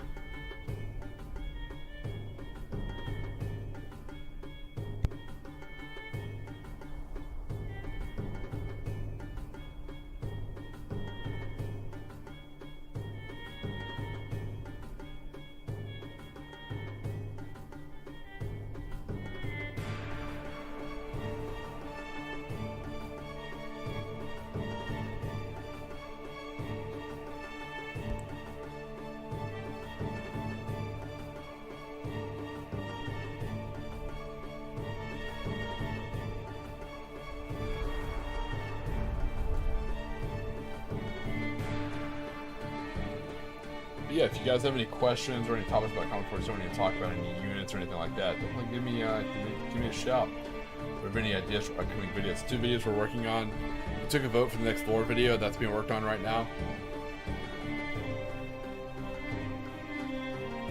And I'm also working on a unboxing for the Conflict 47 Imperial Japanese starter kit, including showing all the models, what comes in the box, showing what they look like constructed, and then showing how to build both a 500 point, hopefully at least 500 point bolt action 3rd edition legal army and a 1,000 point legal Conflict 47 army with just what's in the box. So it's kind of fun, especially if you like list building. I always feel like that's important to do. They do it for some start collecting army boxes. They show you like what points to use to build what kind of army. I mean, you can use them all as ever you want. It's just, you know, just a recommendation.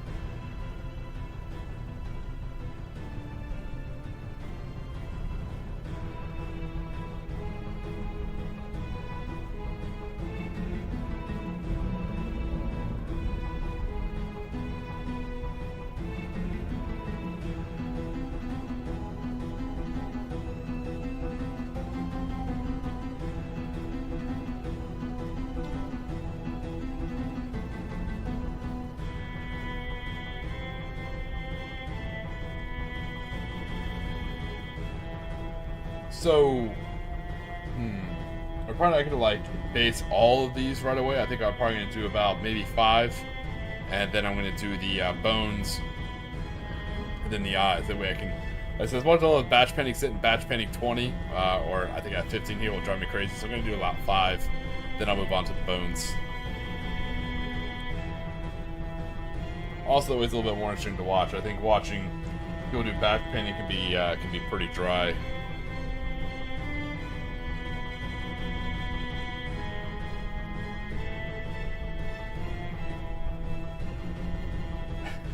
That's a good question, Nathan. I think Spooky Tiki Time is probably the best.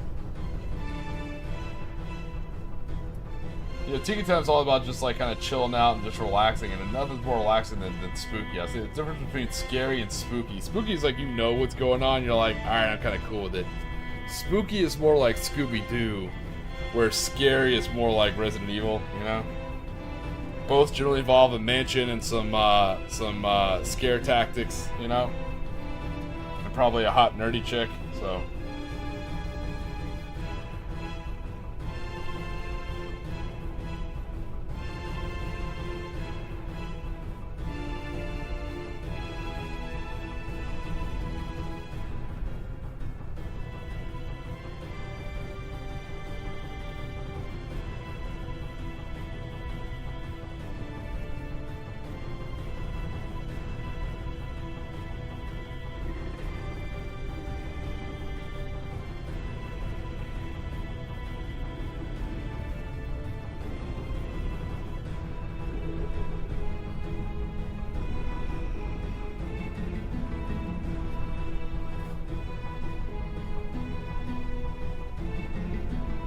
yeah, my goal is hopefully next year for Halloween to have another little local event, especially for Conflict 47. I'd love like a big, massive 3,000 point versus 3,000 point. You know, hopefully 2-on-2, or maybe even just 1 versus 2, depending on how many people I can get to show up.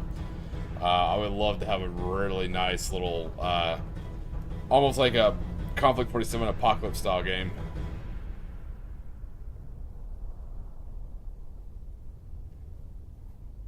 Yeah, right?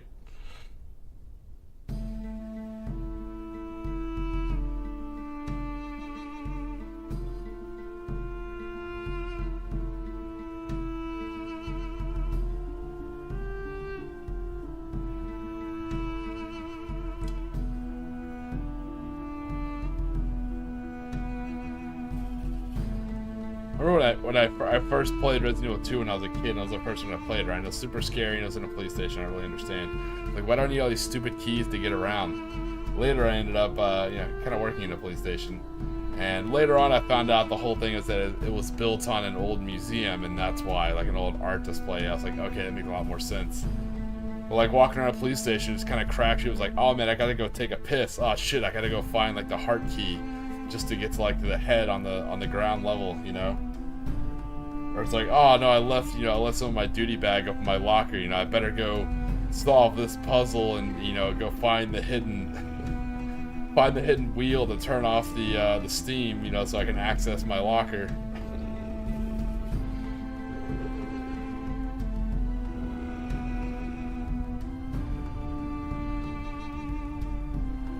Me and some of my more nerdy coworkers used to joke about that kind of stuff.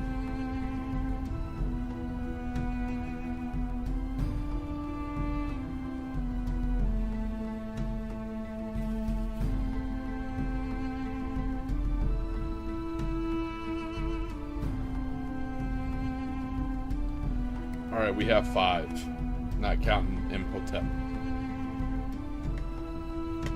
Alright, we'll let Mr. Fifth Zombie here dry a little. And then we're going to, instead of like hitting all 15 with that, we're going to hit those 5 with the skeleton horde on their exposed bonework.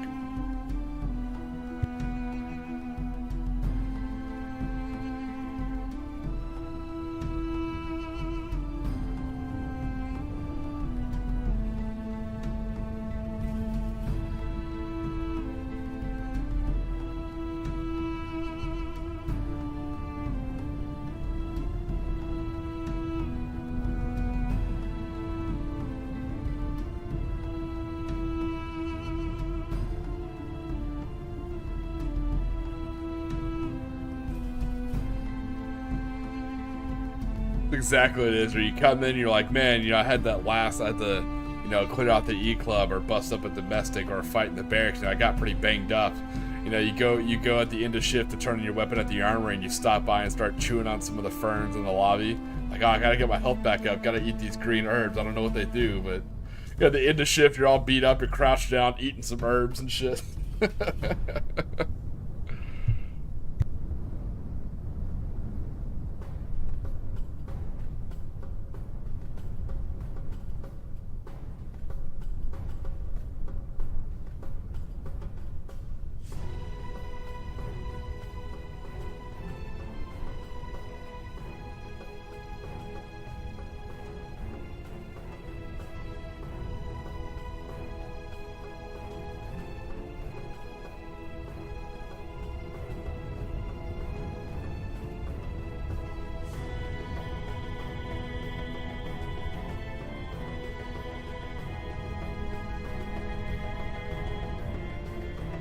And yes, for those curious at home, these models do technically meet the 3-color limit because the base coat is Indari Dust, and they have Dune, Gene Stealer Purple, and Skeletal Horde.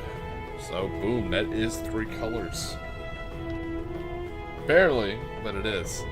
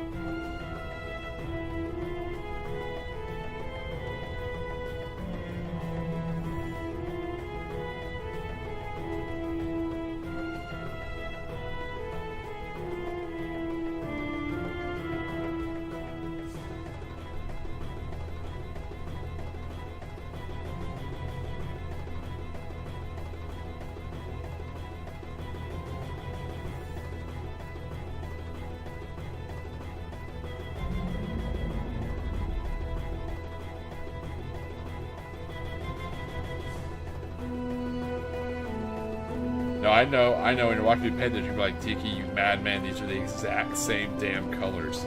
There's barely any difference between the dunes and the skeleton horde. And you're exactly correct. They're extraordinarily similar, but they are different colors. And that's where the whole multiple coats come into effect.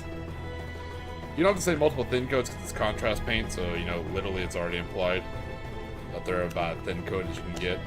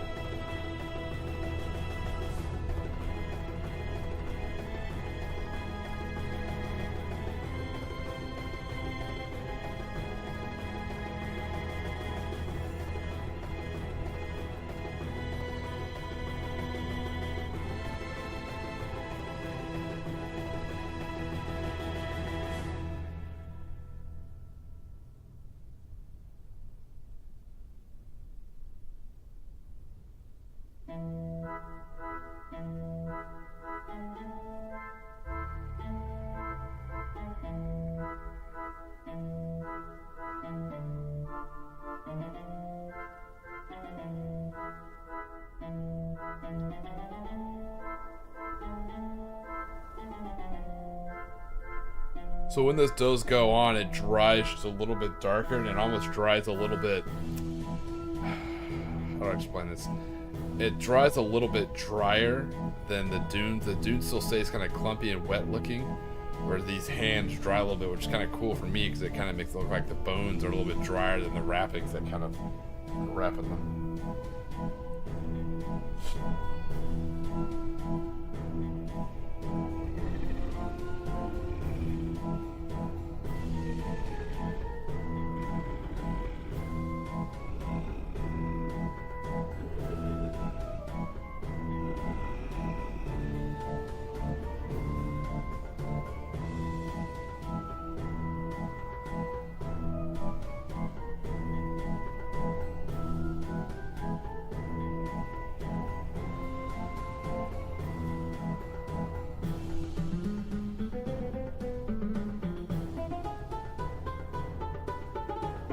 Luckily, all these models have the same pose, so kind of knowing where the exposed bone work and some of that stuff's kind of easy.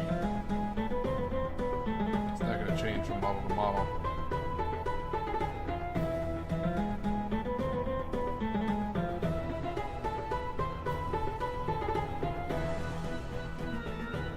I generally give them two passes of each contrast color, so. Again, you can tell it's not really too different between them. There's when we just painted, this when we had to paint. It's not too much of a difference, but it's a very subtle difference. And once everything's fully painted and it's based with the basing I use, the Armageddon, it kind of pops out a little bit more.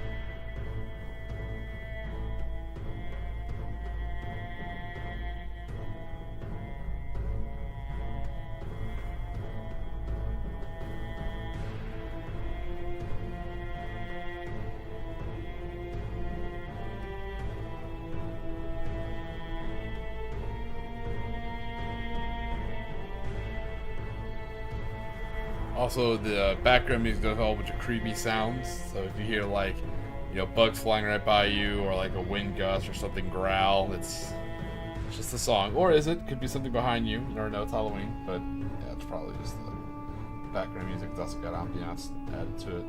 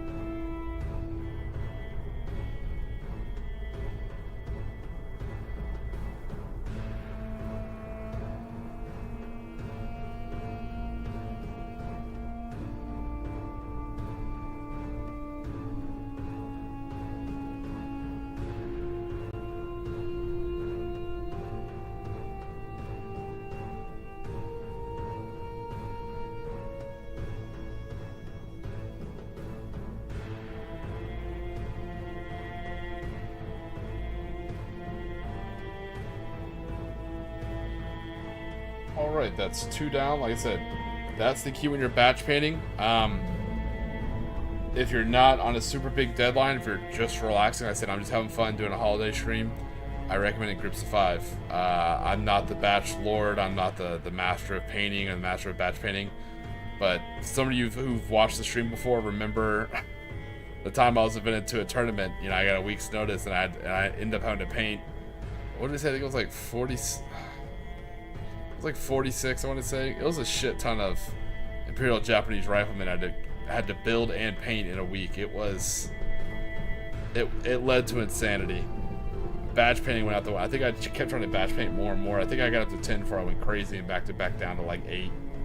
We got them all done, but it burned me out on painting for a good amount of time, and you never want to be burned out in the hobby if you can help it. So, with that being said, batch painting, I highly recommend groups of 5. In my experience, it's like a little magic number when it comes to batch painting. You're seeing enough progress to kind of keep you going, but it's also not the same thing too much where it becomes maddening.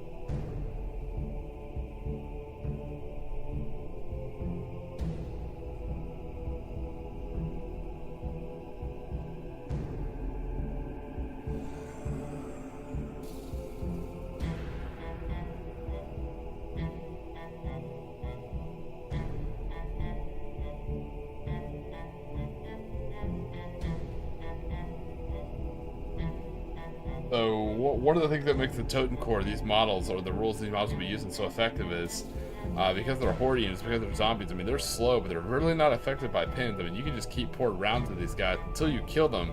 They can't be hard to kill, and they're just going to keep coming. Fire works well. Anything with +1 pins, so you're talking like AT rifles.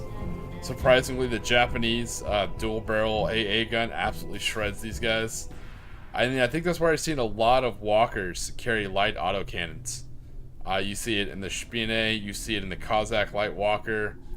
I just recently built the Imperial Japanese version of the Germans' Locust medium walker, and that thing came with no machine guns, but it came with 2 light autocannons.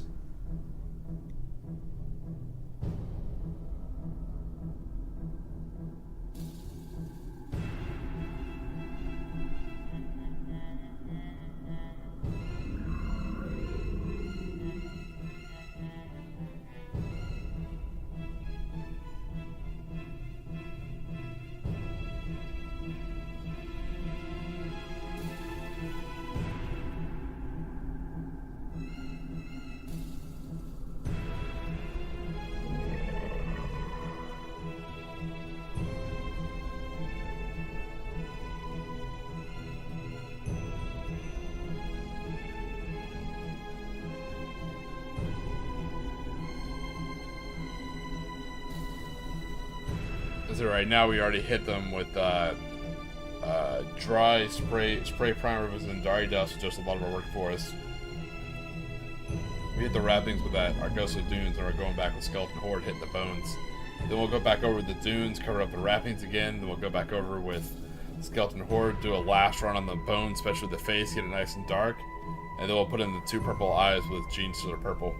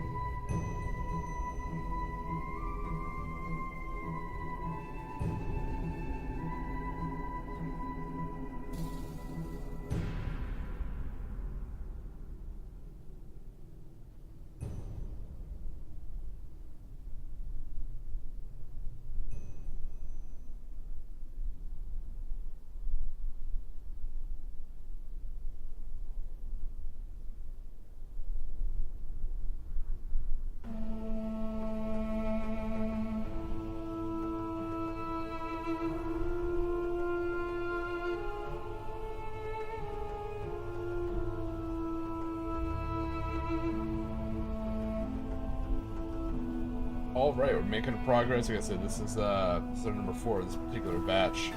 Once we get these 5 knocked out, like I said, this will dry. We can go back, hit them again with the dunes, let that drive, go back, hit them again with the Skeletal Horde, and then get the eyes in.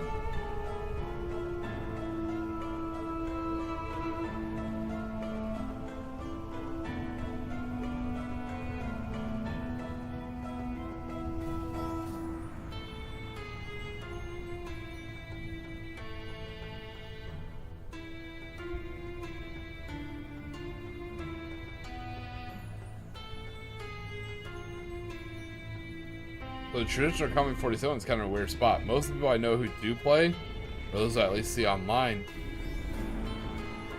they're almost like not interested in playing Conflict 47 by the rules anymore. And I understand why. This isn't a gripe or anything. They want to play Conflict 47, but with the new Bolt Action version 3 rules. Like I said, we already saw, you know, HS kind of talking about that in the chat too. That's a popular way of doing Conflict 47 these days. So I think they're definitely hungry for that update.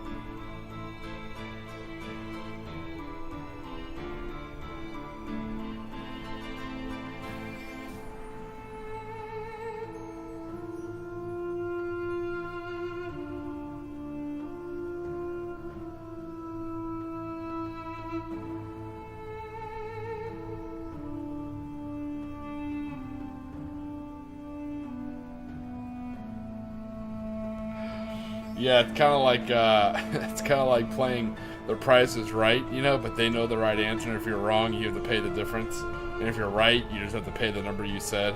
Yeah, always a fun time.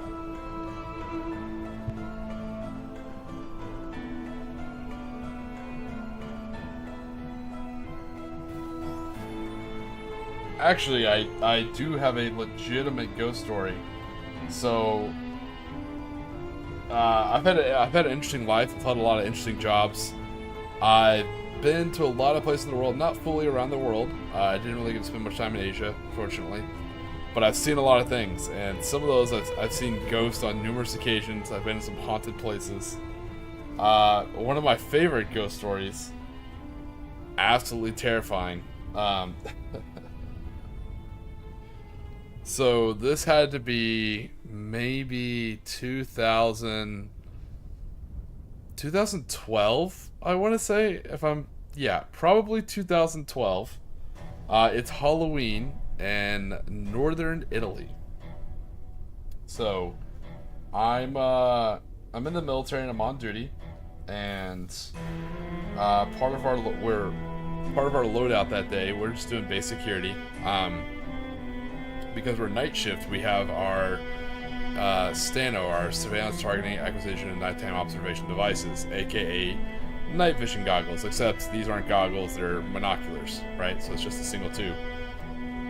So it's Halloween night, and we have nothing to do, so me and a couple other young adults, let me know if this sounds like a movie, have the genius idea of like, hey, let's go follow up on those rumors that say the old hangars are haunted. Little bit of context. I could say the base. Okay, so the base is known as Aviano Air Base. For those of you who know where that is in northern Italy. It also goes by the colloquial of Thor's Hammer. It was an old access base in World War II. So yes, the Germans and the angry Germans and the Italians were there in World War II before we took the base.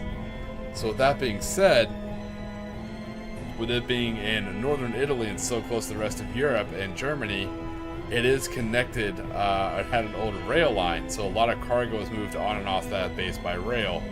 That included war material and also personnel. I'm going to try to list a few things so you have to like kind of read between the lines. So that being said, a lot of personnel were moved through this base, and they weren't exactly happy about it, or volunteers.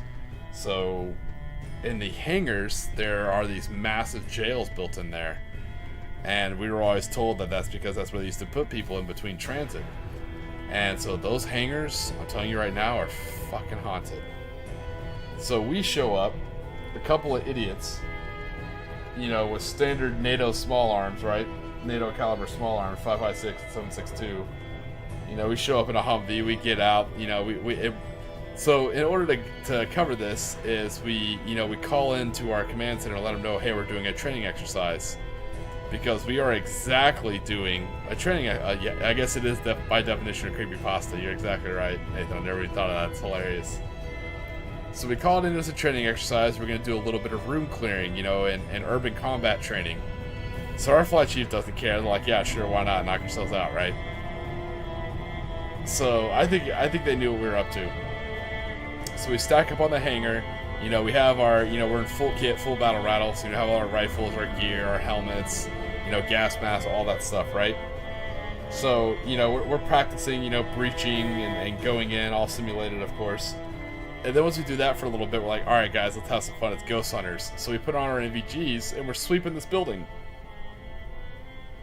So this particular hangar, we're in the admin building of the hangar, right? And so it basically has two long hallways with a T connector. So I'll never forget, everybody else has their NVGs on their helmet. I have my NVGs on my rifle. It's just the way I prefer to carry it. And another guy had his NVGs off. Because again, remember, we say NVGs. We'll say nods for a better term. Night observation device, NOD, nods. So he had his nods loose. They weren't attached to his helmet. They weren't attached to his rifle. He had them in his hand because he had it up to his phone, and he was recording video. this is a non-classified area, so it's fine. There's no conflict of interest or any illegal stuff. So, and we weren't doing tactics, we were just messing around, so there's no intel to that footage. So as we're sweeping around, we come to the first, we're moving down this hallway, we come to each room, we're like kind of jokingly clearing it, looking with our night vision goggles. And what's weird is it's getting a little bit quieter. Like, we've been through that, I hear voice echoes. If you've ever been in an abandoned building, it's what you can hear. So, we're sweeping room to room, we're doing our thing. And I'll never forget, the guy with the NVGs on his camera, would come up on the T hallway. No one's ever been down that T hallway, because it goes back towards the creepy jail cells in the back that we were warned about. So no one really goes back there. And so this guy kind of panned his camera with the NVGs to cover that corner, jokingly like, "Hey, I got your cover," pretending it was his weapon. And so we push on in a rolling T formation, past the T intersection to the next part of the hallway. So we're joking around, laughing and joking, like we're not scared of no ghost. And we clear one room, like the big admin room. And as we come back in the hallway, that's when we see it. We saw, and more importantly, heard something go moving, like something got thrown all the way down the hallway from one open doorway to the other, and something just slammed into a metal desk with some serious force. And we saw the thing go flying across the hallway. We went from just smoking and joking and laughing around to stopping in our damn tracks. We're just like, what the hell was that? Nobody knows what it was. Nobody knows what caused it. We just saw the thing go throwing. We're like, okay, joke's over. Now it's time to DD-Ma and get the fuck out of this hangar. Because, we're joking around, but come on, man. We've all seen these movies. How often do you see a movie where, like, a small group of military people get slaughtered by some giant monster, right? Speaking of Resident Evil and other stuff. Here we are, like, what's a gun gonna do against a ghost, right? So we're like, alright, let's get the hell out of here. So we just start, I'm talking tactics and bandit, we just start getting the hell out of that building. And we hear a door slam further off down in the building. We don't know what hallway it came from, but no one cared. We were just getting the hell out of that building. So as we come running out, our other truck was there pulling security, watching our vehicle for us so that no one stole it. They're laughing their asses off at us because we came out of there, I'm talking faces white, scared, absolutely shitless. And of course they're laughing like, oh, our baby's scared. And so the first thing we do is we open up the door to their Humvee. Like, alright, where is he? Because we figured one guy from the other team probably went in the hangar and threw that thing, or was making noises, or maybe it was like our boss who was there, who knew we were going to be there. Like, somebody was fucking with us, someone was pranking us. So that was my last hope. As soon as we opened the doors to their Humvee and saw them all inside that Humvee, and then we hit our boss on the radio and find out he's actually in the command center, with the other controller, and we're like, there is nobody else out there. That was the second worst feeling. So the first was seeing that object fly across, and to find out that there was absolutely, positively nobody else out there. Not a soul. Absolutely terrifying, right? So then we're all kind of gathered around, we're trying to tell them what their story, and they don't believe us, right? Luckily, that guy with his NVGs, because when you put a camera up to a pair of nods or NVGs through that like green coloring, it'll actually record the video in, night vision. So when he panned that corner, I swear to God. Okay, so there's plenty of those little like orbs floating around, but I think that was more just dust because it's an old ass hangar. But here's the creepy thing, and unfortunately you can't see my hand, so it's hard to explain. When he pushed that thing down the hallway, when he pushed that camera video down the hallway and showed it, there was a shadow all the way back at the last door on the right. It looked, oh man, I'm getting goosebumps thinking about it. So it was about average height. It's amazing the details you gotta pick up when you're trained for that. It's about average height, but the weirdest thing about the shadow, the creepiest thing, is it did not move like a human did. So when he came up to that hallway and he peeked his phone and night vision around and watched it, as we moved past that hallway, you could hear us move past, and once we cleared the hallway, that was the scariest part. We cleared that intersection. We were already at the next door. That shadow folded in on itself and folded back into the room. It didn't dart into the room. It didn't meld back into the room. It folded, basically on its long axis. And no one moved. We had already cleared that intersection. It folded back into that last room. creepiest shit I have ever like. I'm getting goosebumps like checking behind me right now to talk about it. Creepiest thing I've ever seen in my life. It moved so unnatural and inhuman, like absolutely terrifying. And again, this is a base in northern Italy that was around in World War II, so you can imagine not very friendly ghosts, for good reason, of course. Not very friendly ghosts probably on that base. So if you ever join NATO, you know, and you find yourself posted at Aviano Air Base, spoiler alert, the old hangars, if they're still there, are haunted as shit. Absolutely haunted. So there you go. We worked on another mummy, and we got a super spooky ghost story. Like Nathan has said, now you actually have a real-life creepypasta.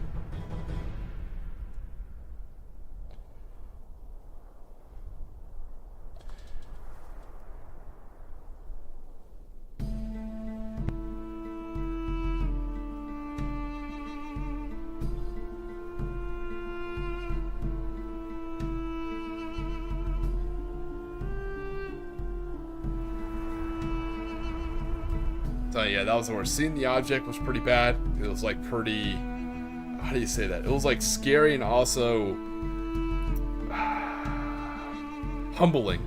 I think that's the best term. It absolutely humbled the shit out of us. Because, you know, we're acting like we're all big and bad and full kit doing our thing. Like, yeah, we're professionals. To see that happen, you're like, there is nothing I could do to stop that. You're just like, oof. Like, big oof, right? And we came out and we checked the other vehicles. Sure, one of them was in there playing a prank on us, and they were all still in their vehicle and hadn't moved. We're just like, ooh, oh, that was real. And I like said it again, and then when we watched that video, oh god, I'm getting creeped out. The way that shadow folded back into the room after we had all moved. There's no moving light source. There's no swinging light. You know, we were practicing room cleaning, so no one was using any flashlights. There was nothing generating a shadow. That's the creepy part. There were no lights because we're practicing room clearing, you know, using our nods. So there are no lights. Very, very strict light discipline. And we had cleared that T intersection, and it folded back into its room. Forget that. Absolute hard pass. That was the creepy part. I said it's. If I could see you face to face and show you the way it folded, because things don't fold like that. I can see something darting. I can see something, because then you have to worry about tricks on your eyes, and that's an absolute real thing. You can really imagine a lot of stuff and shadows that can all be explained. But to see something move that unnatural, like animals don't do that. It was weird.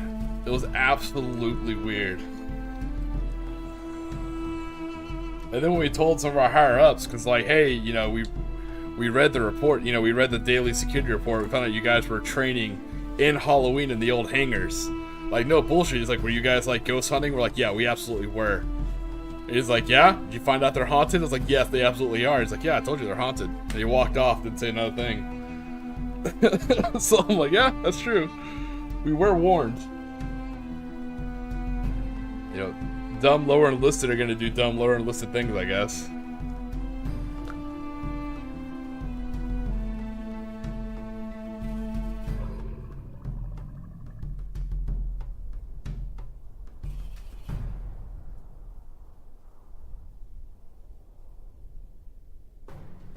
Luckily nobody was hurt, so I guess that's the best part, but who knows. Yeah, there's rumors of old German tunnels that connect that base to like a bunker way up in the mountains, and like some creepy stuff allegedly went on. And so once the base was taken over, and this is like after the wall came down, you know, in 89, was it 89? Yeah, well, after the wall came down, apparently they sealed that tunnel off with like mining charges, because they said it was dangerous and like teenagers were getting, you know, trapped in there and stuff like that, so they just blocked it off allegedly. I don't know. I was there for years. I searched for that tunnel like an idiot, and I never found it. So maybe it's still out there.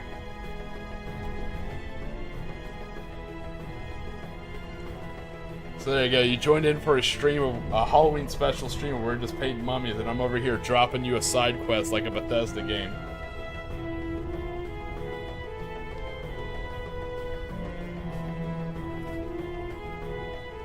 It's ironic, like some of the things I can and can't talk about, like the stuff I can talk about that's not classified as a fucking ghost story of all things. It's insanity.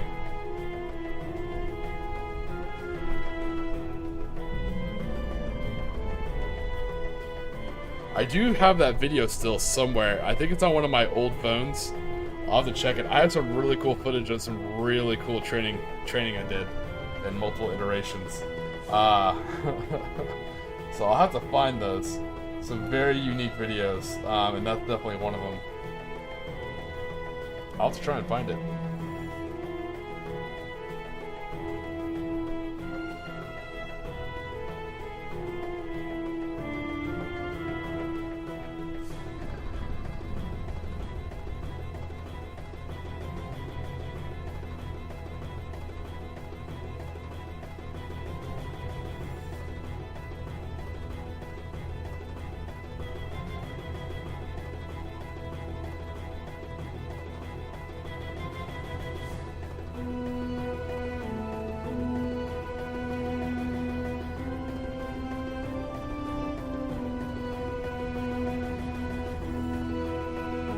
On a slightly related note, if you've never been to northern Italy, it actually can be a nice place.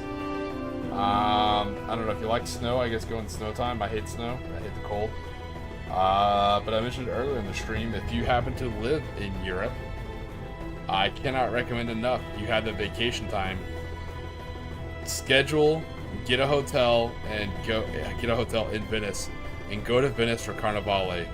Of course, visit Harry's Bar. Like, there's real tourists, there's touristy places, and there's real touristy places. You know, definitely take your significant other and give them a kiss in St. Mark's Square. But go to Harry's Bar. Harry's Bar is always a must. And honestly, just participate in Carnevale. Doesn't take much. Like I said, just a cheap felt hat, a cheap cape. You know, just dress nice. And the coolest thing is you can actually contact a mask maker ahead of time. You know, I've been doing it there forever. Contact them ahead of time and give them whatever design you want, and you can get a matching design for your significant other, and y'all can have matching masks and capes and hats, you know, as you go walking through Venice. The coolest part is, like, other tourists will think like you're a part of it, you know, and like want to take your picture and stuff. It's a lot of fun. A lot of cool history involved with the Venetian mask and how they're utilized, particularly in voting of all things. It's actually kind of cool.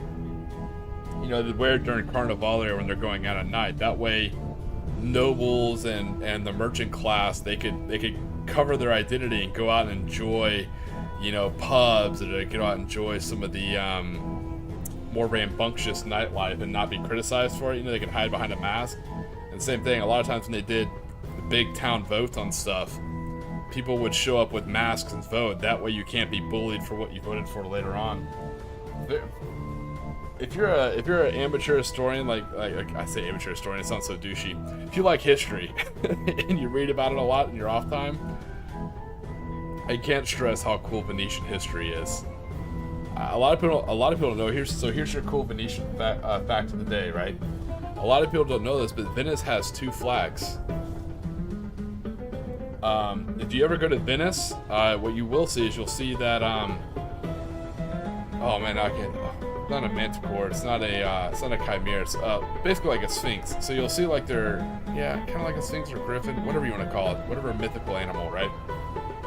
Sorry, I'm a little tired. I can't think of it off the top of my head. So you'll see their griffin or their sphinx kind of sitting there, and it has one paw up.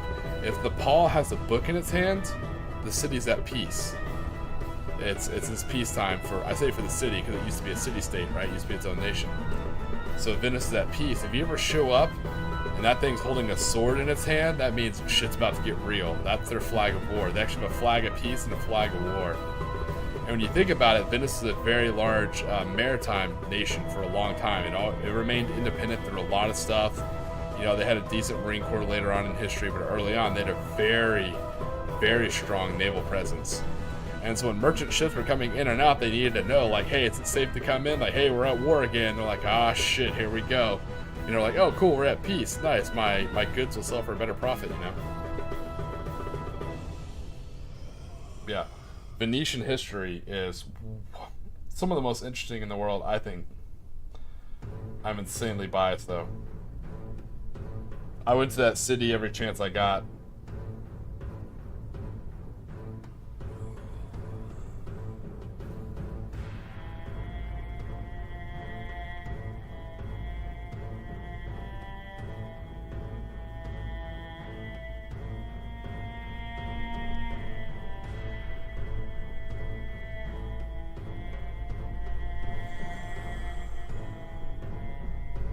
Sorry, I just realized I was painting them off stream, my bad.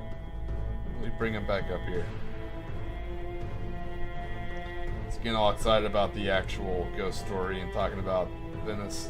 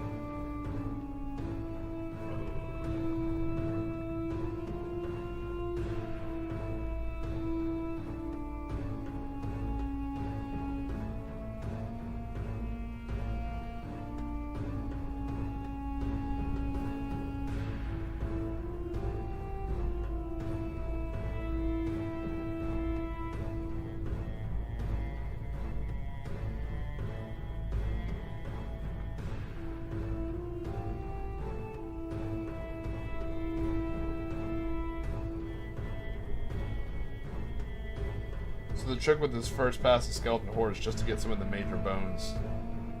You can even kind of glue it kind of wet on and it'll kind of like dry just a little bit dark. Yes, the winged, yep, the wing line. Yeah, there we go. Yeah, I always forget they're like, I always forget it was like a manticore or whatever mythical creature, but yeah, the winged lion. Yeah, they have two separate flags. You'll definitely know. Ooh, another one, since obviously we have plenty of time. It's not very Halloween-y, but like I said, Venice is probably like my second favorite topic of all time. If you're fans of like medieval weapons, like if you go to like a lot of Renaissance festivals, or if you're just like a HEMA enthusiast where you like stuff like that. So one of the coolest Venetian weapons, something that's very unique to Venice. Traditionally on the battlefield, they really favored a lot of their warhammers, which makes sense because what a lot of people don't know is there's no horses in Venice. It's actually bad form to bring a horse into Venice. Like, you'll really piss off a lot of Venetians, particularly like all throughout history. So they didn't really have a lot of cavalry. I mean, there was horses outside of Venice, but yeah, cavalry weren't really their thing. But one of their favorite weapons, because you gotta remember, it's kind of hard to swing shit inside of a city. They love their warhammers, not like giant, you know, fantasy-looking warhammers, but I'm talking like traditional, practical warhammers, like one-handed warhammers. Some of the favorite weapons of Venetian infantry. But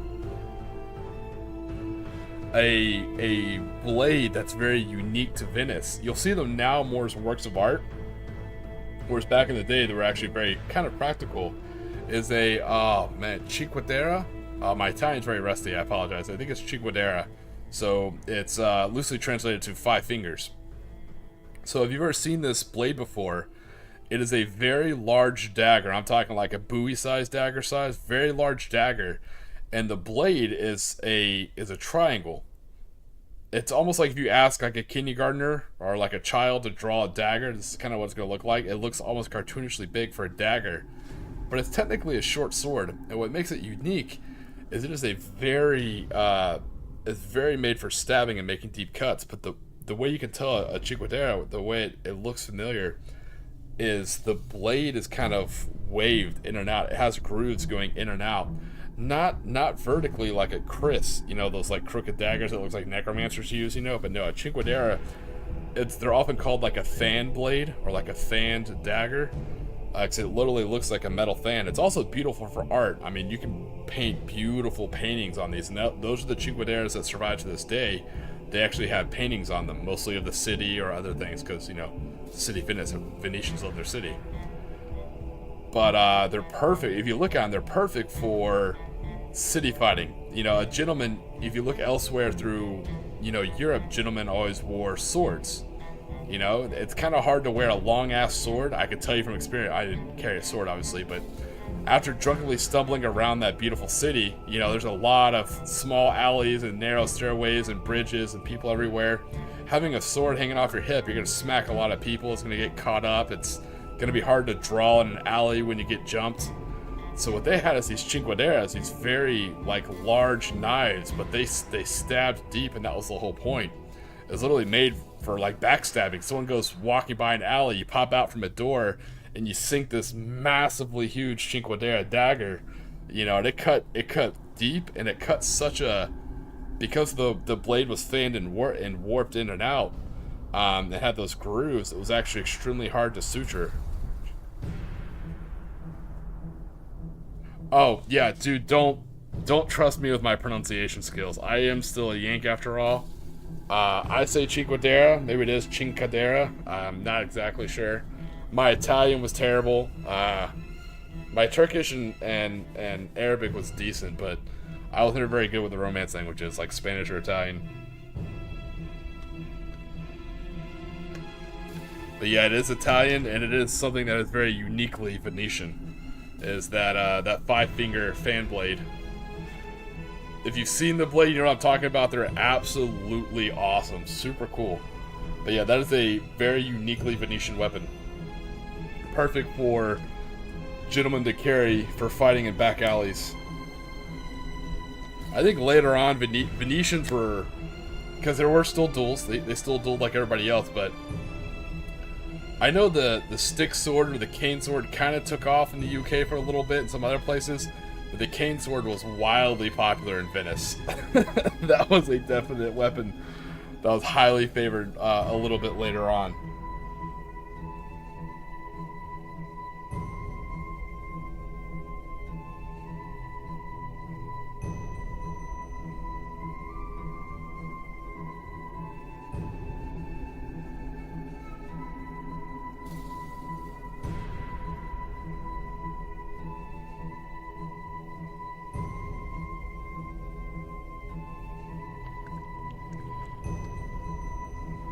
I don't know, man, now I gotta look it up. I'm pretty sure it's cinquadera, but I don't know. I will trust your pronunciation on that better than mine.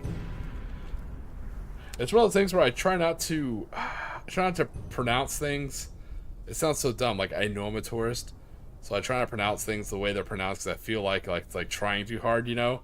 Where I speak in normal English and then I drop down and say like thank you in Spanish with a Spanish accent and then I pop back up into English.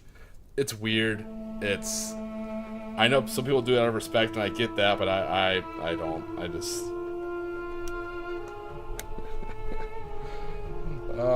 I do my best. If you ever watched my Conflict 47 lore videos, that's the part that eats my lunch. That's the part that's most difficult, is getting all the pronunciations somewhat close, especially for all the different islands and cities. Oh my goodness. Because there'll be like real local pronunciations, and then generally there's like the accepted international pronunciation. I'm like, ugh, which one do I go with, you know?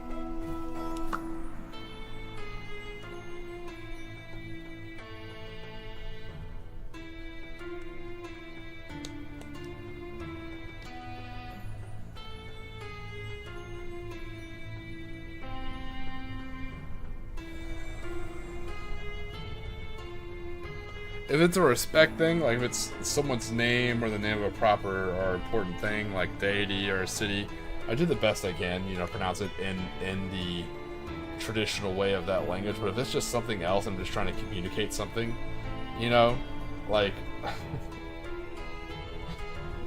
trying to think of a term here. Which one do I have?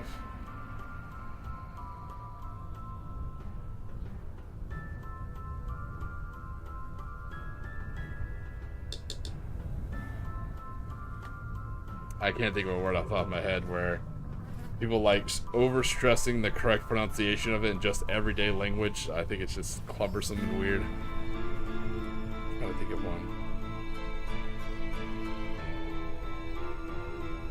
I guess you go with pay homage to something and pay homage to something, or it's called an homage. Like, I get it. You know, it's French. I understand the proper pronunciation, but I've also heard it said both ways. See, it's one of those weird things. I watched a video about that. People are talking about between vase and vase and things like that. Hey, what do you know? I was kind of close. Chiquadea. Okay, I was close. Decently close. Not bad for Filthy Yank. I only lived there for like multiple years. All right, so we do have 5 mummies. With at least 1 layer of each contrast on this. Now we're gonna go back.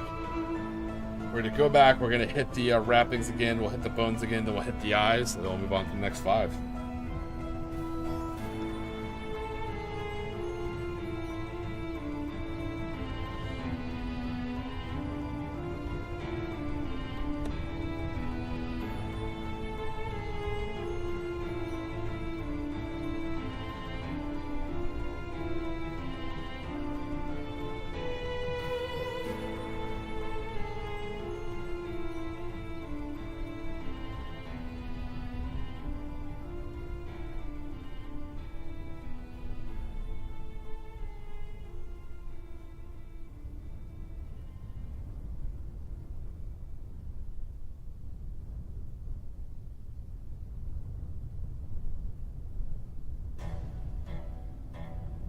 So what we're doing with this, because we have fully painted the model, we're really just trying to get the big differences between the exposed bonework and the actual wrappings. So that's really what we're aiming. Like, the model's already kind of been covered. Like I said, it's been spray primered, it's been hit with the dunes all over the wrapping. We've already hit the exposed bone. Now we're just really trying to make the bonework pop by making sure we really get the wrappings around the exposed bonework, if that makes sense.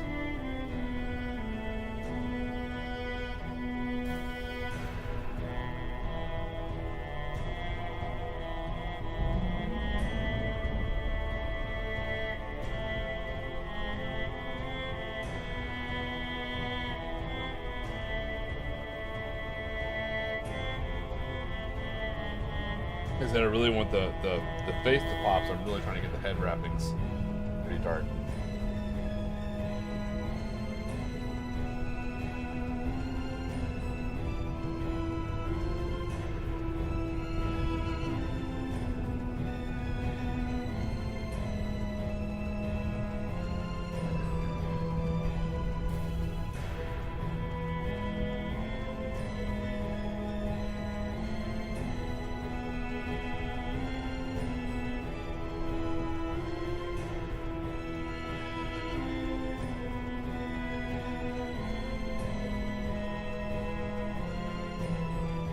So I appreciate you looking that up, Nathan. Like I said, we both learned something today. But yeah, man, I can't tell you enough. Also, you can look up the Venetian look up the Venetian ham and what that was. This giant caper they did. I don't want to go into it due to modern sensibility or modern issues. I don't think it's controversial, but definitely worth looking up on your own. Look up what the Venetian ham and what they stole and how they stole it. Probably one of the funnier stories in history that I feel is rarely ever covered. Yeah, Venice has some awesome history, man.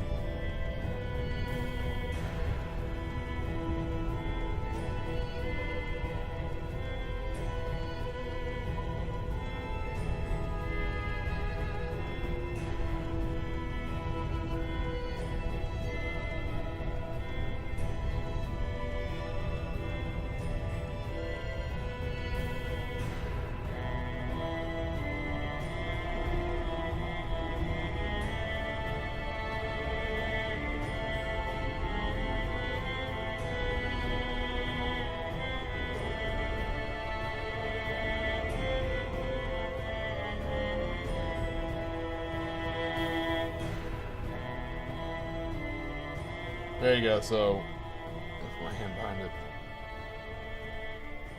So you can already kind of see the camera. You can already start to see how with that second shade in. So when you do the spray of Zandari dust and then you hit it with the dunes on all the wrappings and you hit the face With the skeleton horde, it still all just looks like one color, right? It just looks like 3 different shades of one color. But when you go back and you hit the bandages around the exposed bonework, it starts finally popping. You can see the face just start to pop. It still has another layer to go, and then it's going to have purple eyes. Those purple eyes is what finally gets it to fully pop out. It's extraordinarily subtle, which is code for me saying it's a lazy way to paint that works. It's a subtle effect, as if I do it on purpose. Stumbled across it, of course.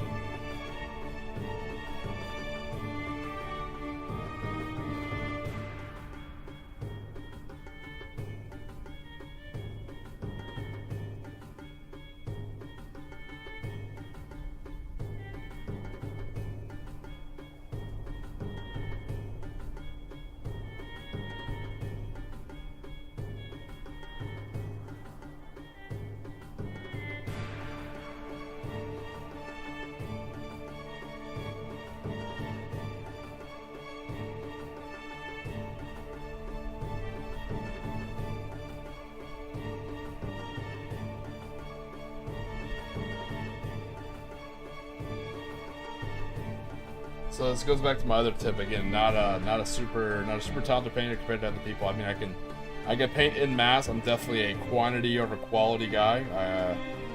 But one thing I do recommend, when you find a paint scheme that works, it's a model you think you might paint again, take a picture of the model and take a picture of all the paint pots that you used. It'll help you so much in the future. That way, if you order some more of those models, you're like, hey, I know exactly what paint I'm going to need on hand to paint this guy. If you want it to look the same.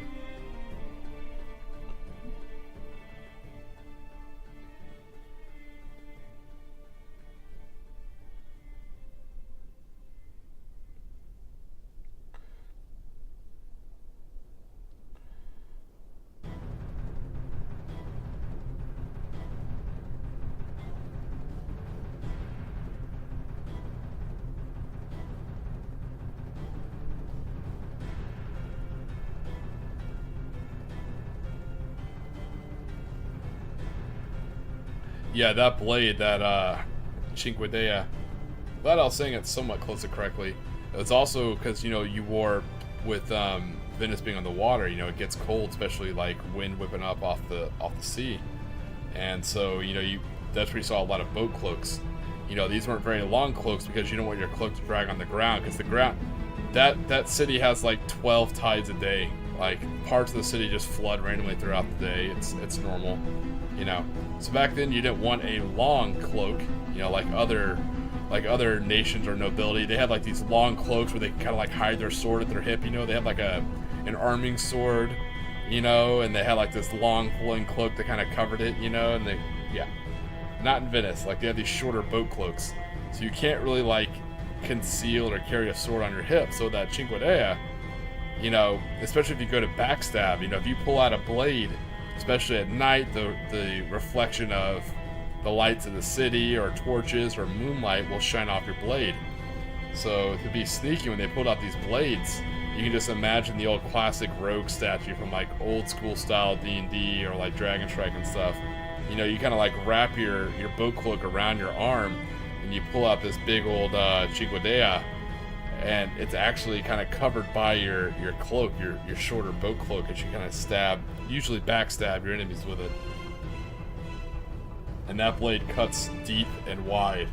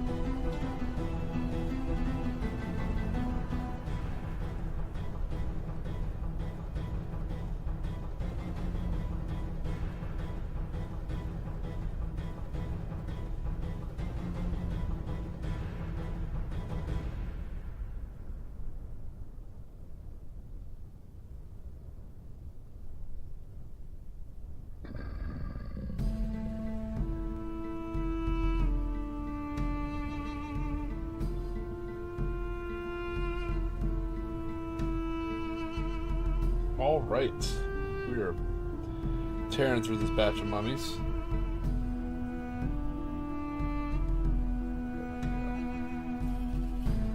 Yeah, like I said, we really want to get the bandages around the face to really kind of pop.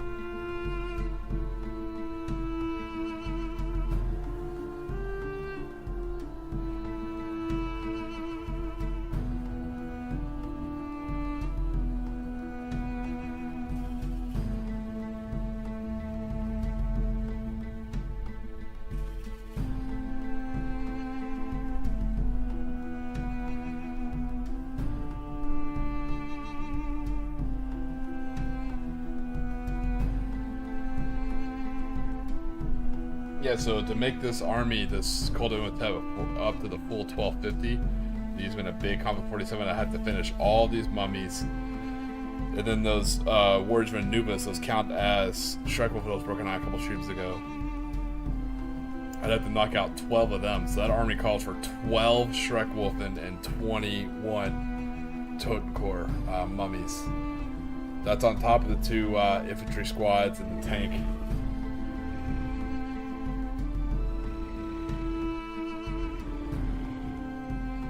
That is a big army.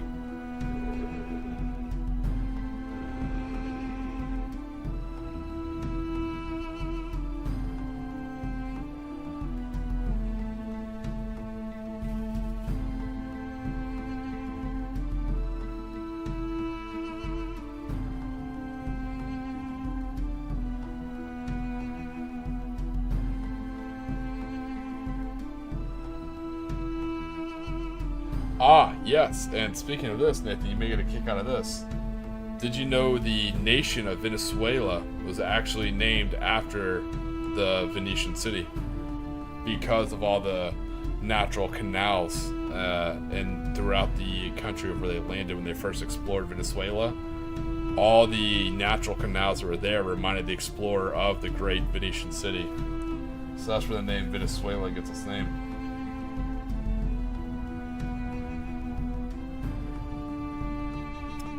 I live I live pretty far away, but I visit a place down in Florida on the golf course, on the Gulf Coast called Venice. And to be fair, they are named after Venice, you know, because again, some of the canals, and they do a good job of harkening their architecture back to that. And what's neat is that part of Venice in Florida is actually the capital of the whole world for finding shark teeth, like in the water, and other not artifacts, but I'm gonna say fossils. Like scuba divers further off coast have brought up like mammoth tusks and stuff like that, and full megalodon teeth, you know. So definitely been there to pick up. So I can get shark teeth, you know, like it's going out of style. If I hang out there for a couple hours, I can come away with like a whole little bottle full of shark teeth.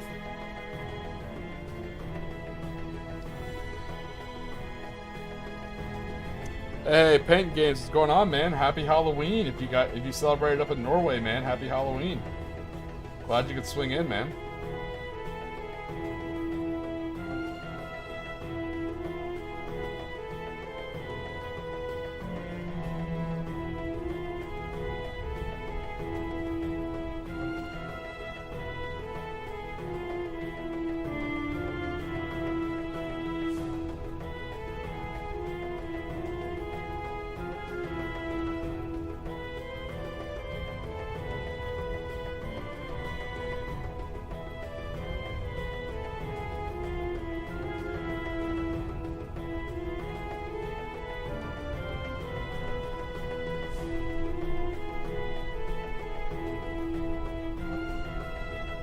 You're actually working on more mummies. Figured it'd be an appropriate model to oh man. I do feel bad, man. To me, it is my favorite holiday. It is all the great things in life rolled into one holiday.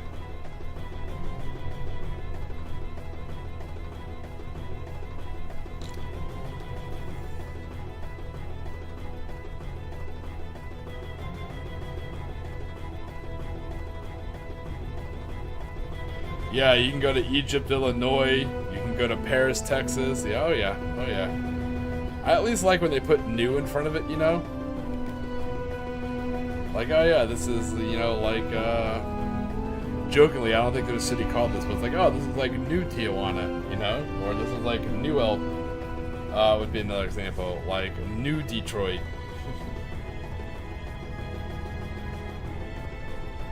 Maybe like New York.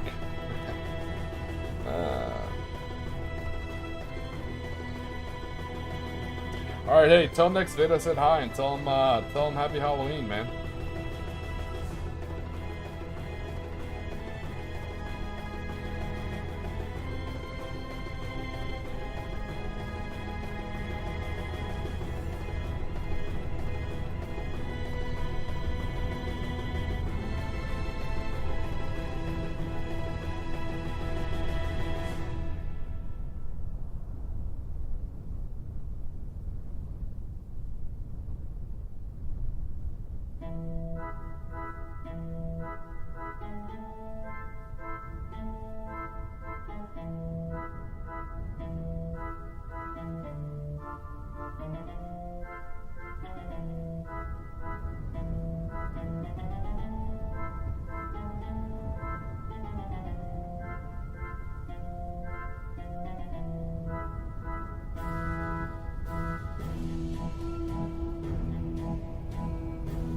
So with this, we're trying to get the more obvious bandages, especially the ones by the exposed bone, especially the one on the top, to really kind of make the exposed bone kind of stick out a little bit more. And also we're trying to get any spots where you really kind of missed. You know, after we covered it with this the first time and skeletal horde for the bones the second time, anything that's like bright tan, definitely something we missed. So we're just going to cover that back up with this.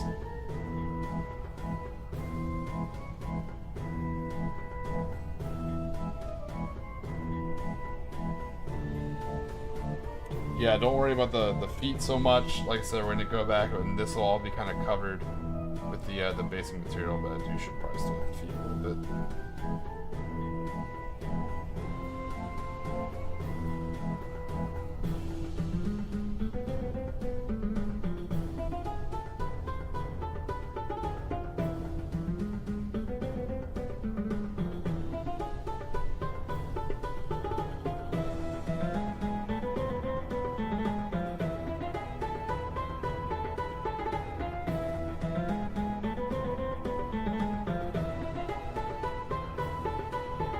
Re-hit everyone's feet. Apparently they skipped the feet. Let me hit the feet again, and then we'll go back and hit them with another skeletal horde.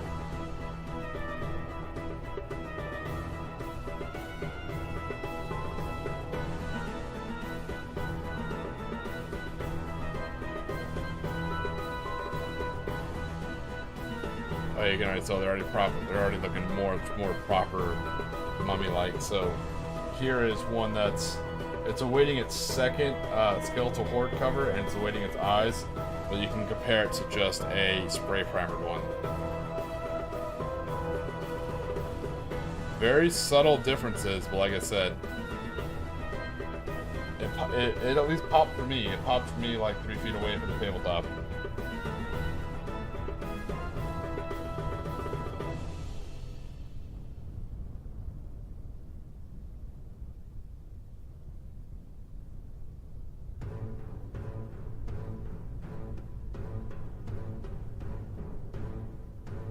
Yeah, no, I exactly see your confusion. Yeah. This is why you should also say like the small American town of, you know, insert whatever the town is.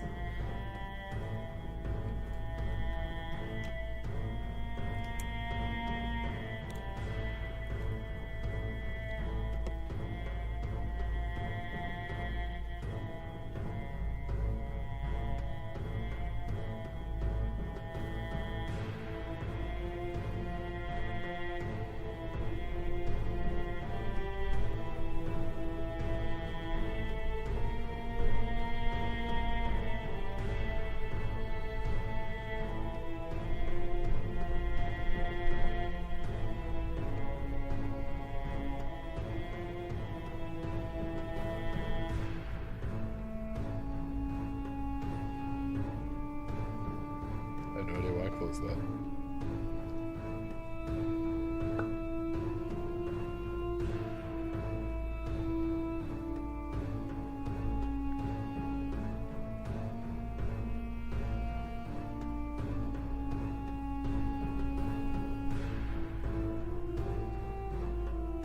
I've been watching Halloween movies all month long with Mrs. Tiki, but yeah, definitely after doing all these painting, the Mummy movies are definitely going to be on my watch list for today while I'm at work.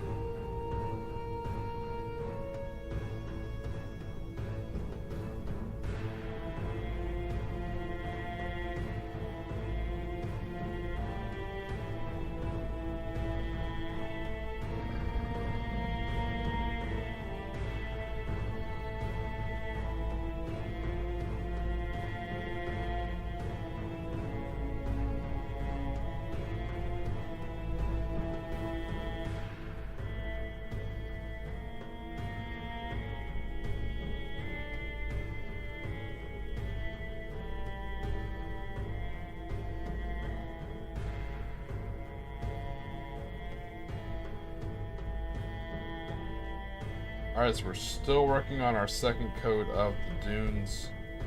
I definitely missed the feet, so I'm going back covering the feet and covering anything else I kind of missed before I go back with the second coat of skeletal horde on the exposed bone work.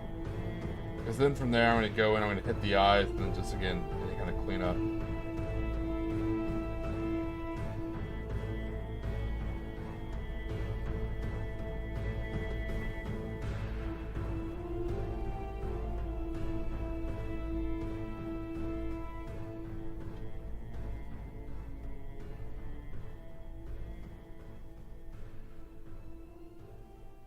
As you know, these guys are super easy to paint, just a little intensive. I mean, very few colors, but trying to get the balance just right and get the right things painted the right way.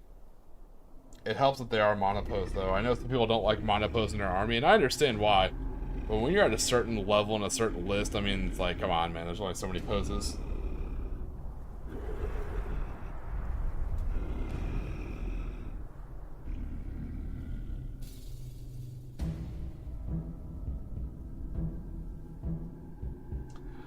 In 140k, my Imperial Guard army had an absolute shit ton of the guardsmen were the push-to-fit models.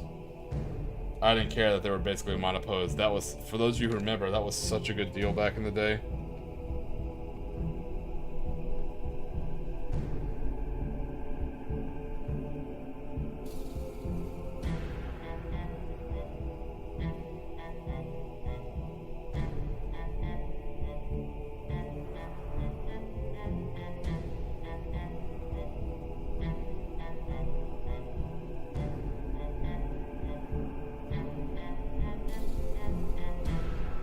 Alright, we'll let that dry for a little bit. Then we're going to go back and hit it with the second layer of skeletal horde.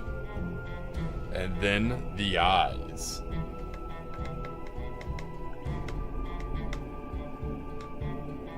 So far, not a bad holiday stream. Nothing too crazy going on. You know, I'm just drinking a cup of coffee because I work a lot. I work way too much. But, hey, for those of you who are here for the stream, you got to hear a no bullshit real life ghost story that happened in Italy. So Nathan's correct; it's legitimately a creepypasta. I have multiple ghost stories. Some are kind of harder to like really prove. They just sound like regular ass stories. But that story, I was there with multiple people. We have hard video evidence. God, that was terrifying.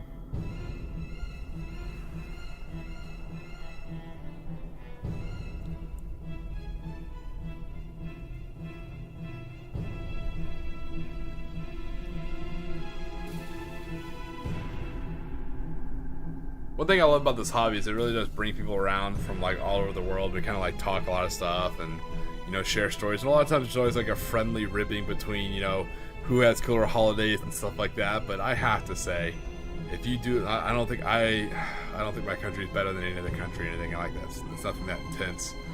But I truly feel Halloween is probably one of the more fun holidays. Now, that being said, I know there are many different cultures that have absolutely cool holidays that I've never heard of that are also probably a lot of fun, maybe even equally.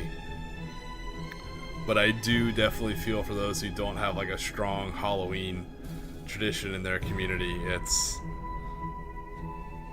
It is definitely something different. It's probably one of the more late. I think that's why I like it. It's probably the most laid. Yeah, that's what it is. It is the most laid back holiday there is.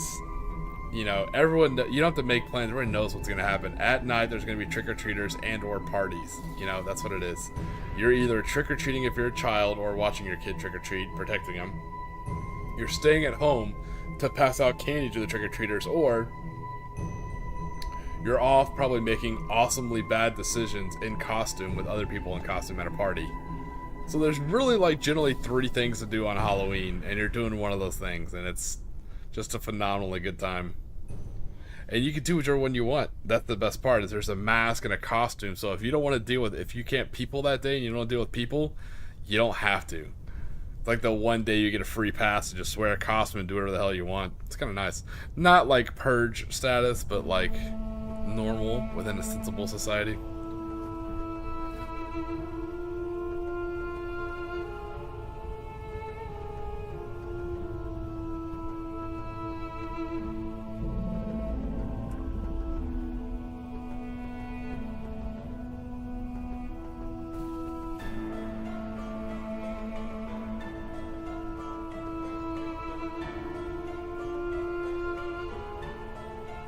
Let me grab a few more sips of coffee. We'll let that dry a little bit. Then we're going to go in.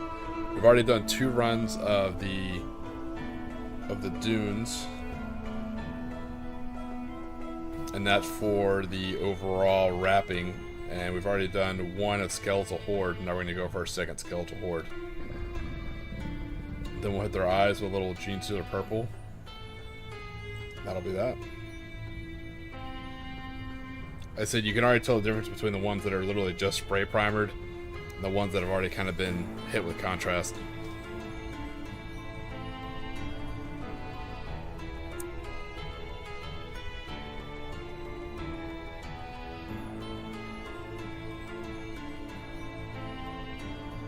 So if you didn't, if you weren't here earlier, and you can see the intro song to the stream is actually one of the other songs I made with the Suno AI program. And it's my Hula Girl's a Zombie Hula Ghoul. So I think it's slightly humorous. It's also very appropriate for, you know, haunted Halloween style, especially with the Tiki flavor to it. So that'll also be our outro song. So this time on our way out, you'll have a different credit screen. You'll also have a different outro song. But the song is also available on my YouTube channel. Feel free to listen to it, steal it, use it for whatever you want. You guys know how I am. I'm super laid back. I don't mind. You don't even have to credit me if you don't want to. It's so unique. People will know where it came from. So it's fine. Don't even worry about it.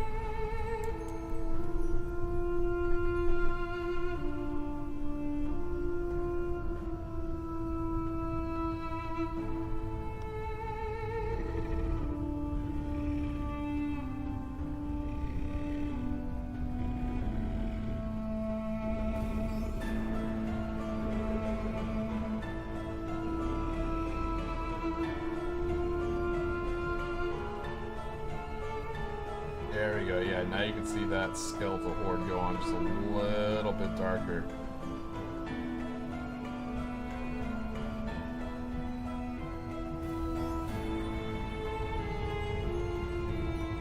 Like I said, it goes on different kind of color. It's kind of like more like a pale, and it just dries a little bit better than the Dune Goopy contrast kind of does. And so it just really gives a better bone look, you know, like decayed bone with like wet wrappings kind of.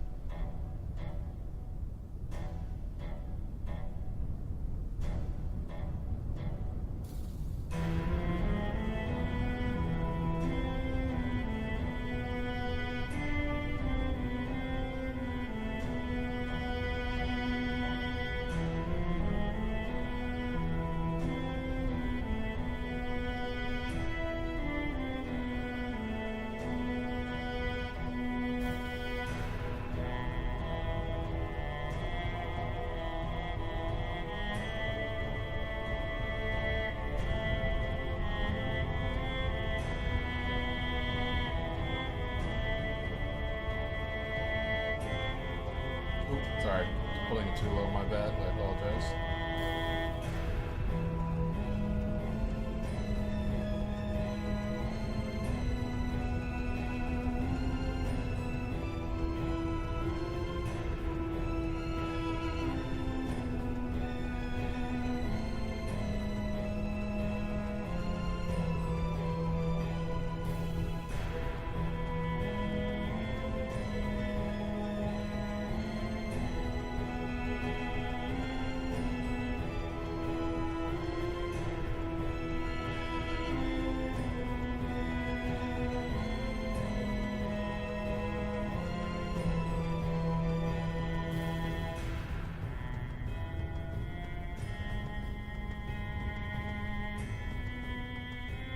You're already kind of starting to see some of the bones pop through the wrapping.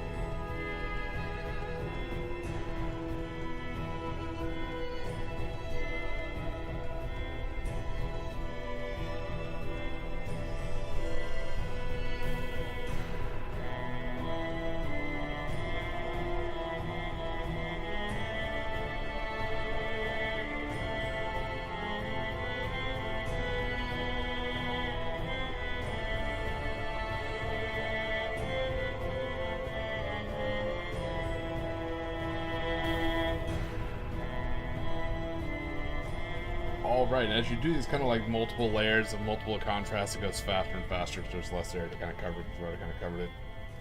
So you can already tell they're a little bit darker than my OG zombies, but that's okay too. I'm fine with them kind of being different shades and kind of a little bit different. That doesn't bug me too much.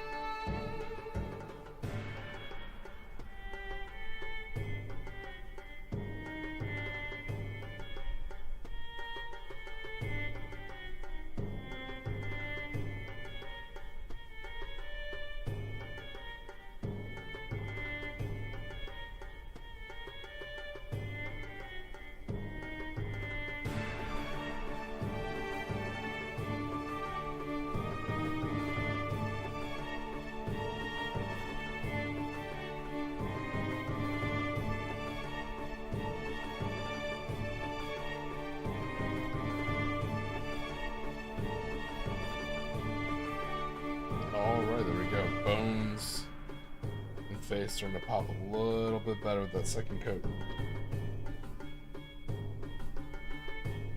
Alright, one more, then we'll move on to the eyes.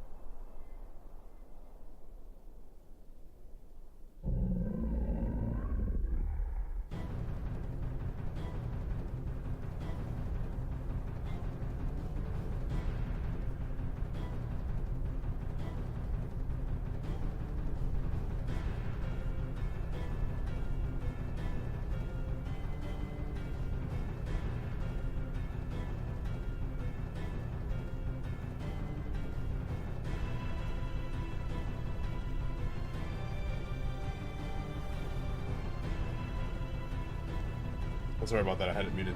Yeah, with this, we're trying to make sure we hit his bones. Like, so we got his face. We got his right arm. He's got some exposed bone right there, down in the legs. He's got his left arm and his left wrist right there. Right shoulder, and then you spin around, you also get a little bit of his jaw right there.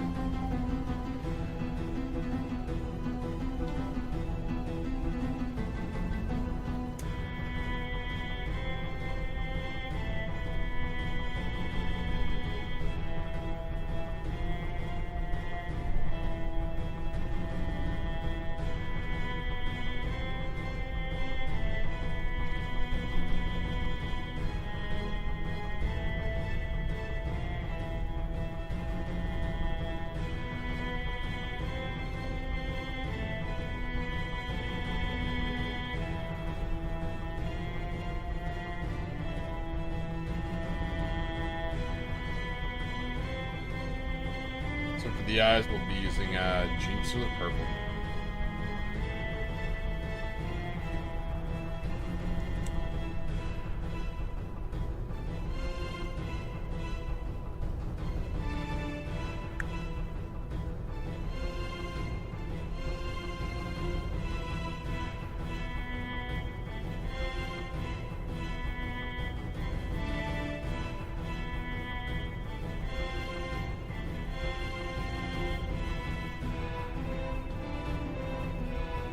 Extraordinarily subtle, but when you see it, it allows that dual blending of colors we have to really pop. Those purple eyes, that little bit darker face can now finally kind of pop.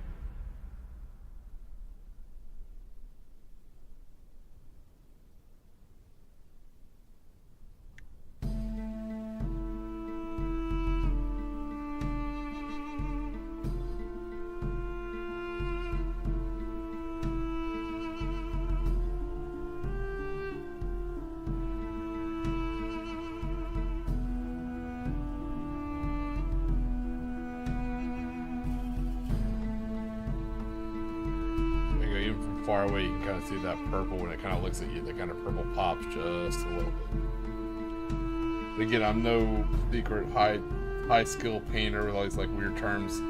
I just kind of accidentally stumbled across stuff that I think, at least to me, works. You know, good enough to look at like 3 feet from the tabletop.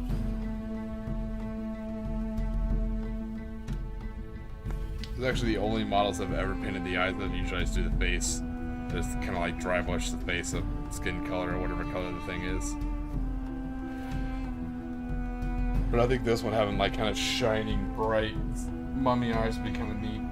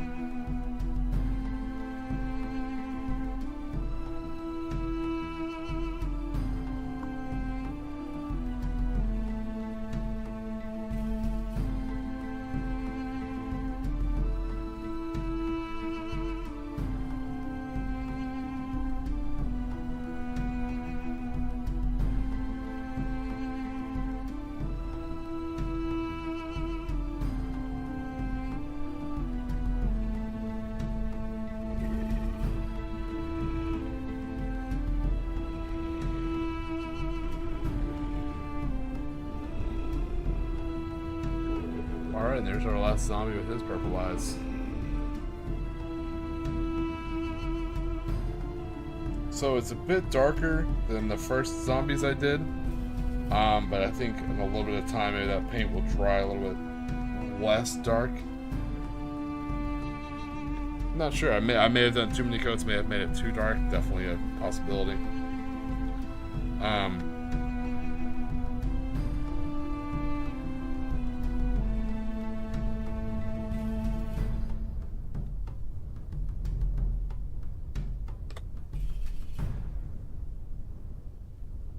But you can certainly tell how different it looks compared to the ones that are just spray primered.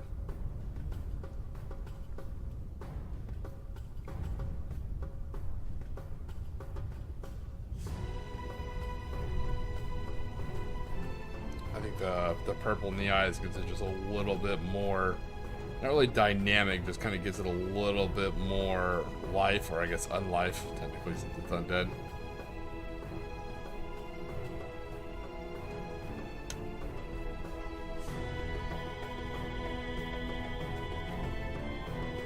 Alright, now let's work on Imhotep for a little bit.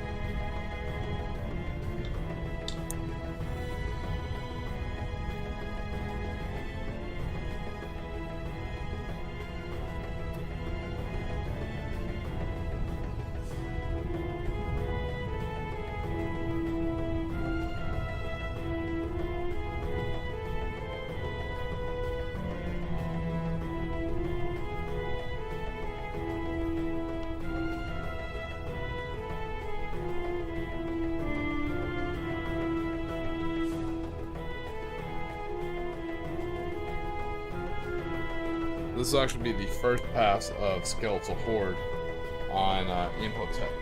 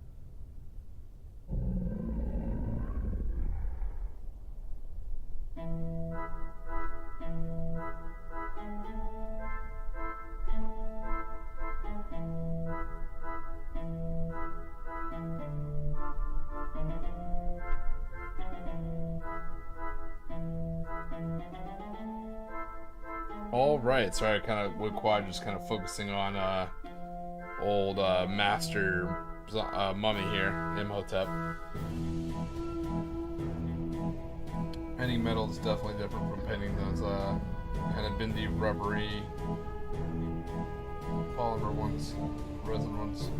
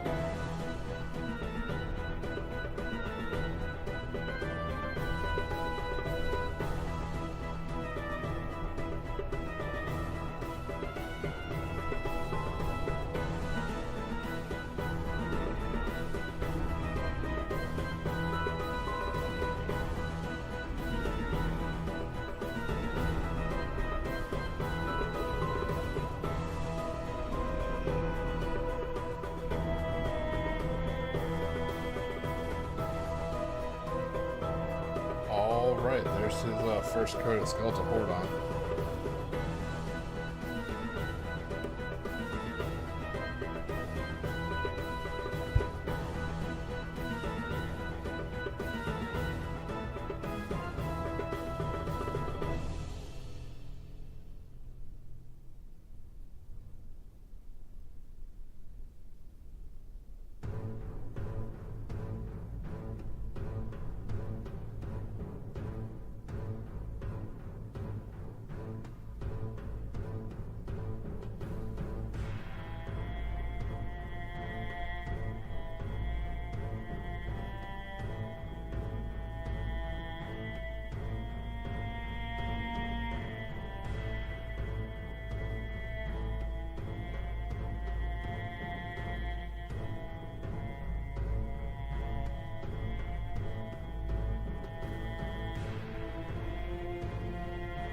Alright, sorry for that break there. I was getting some more coffee.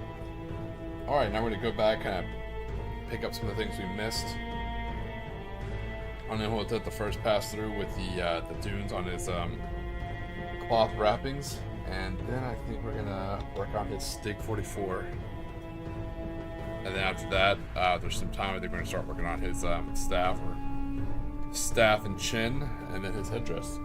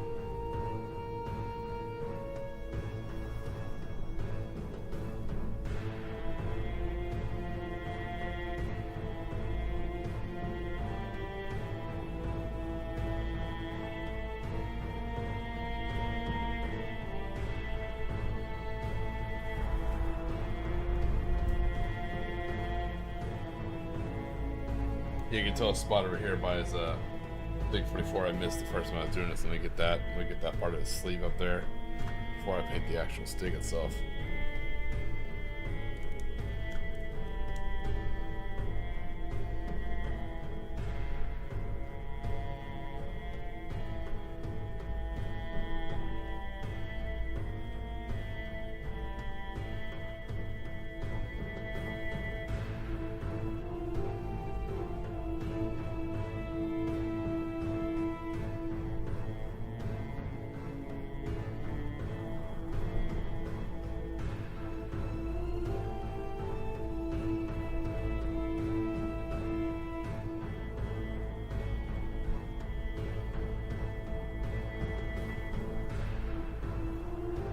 So you can see, even though he has this traditional headdress here that will be blue and yellow, I want to say I think I'm going to do this back one just straight gold, come all the way down here to gold, and do this and this gold.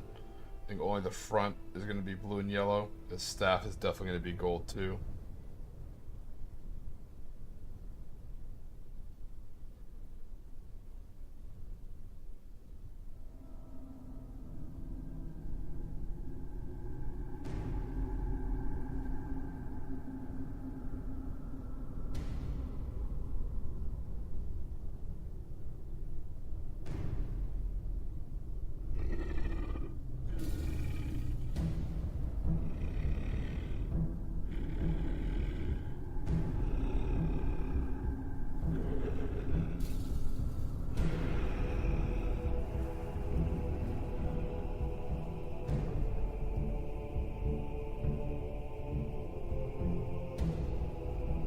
We are working on him. Yeah, once he's complete, you know, he will definitely become the primary officer for this army.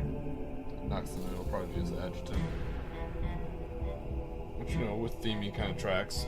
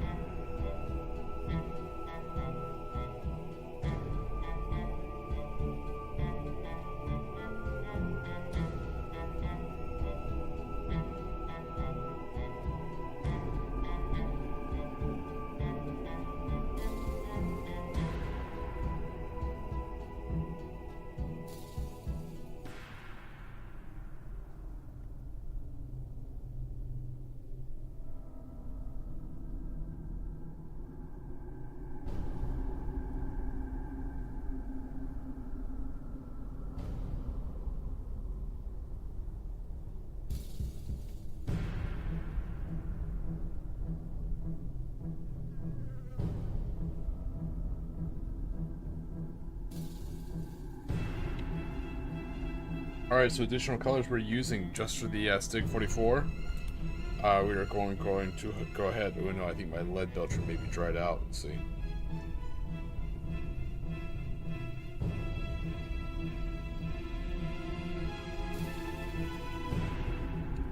So we're going to use lead belcher, particularly on the magazine. The whole actual weapon assembly will be in Abaddon Black, and the buttstock and the handguard will be in Mudfing Brown.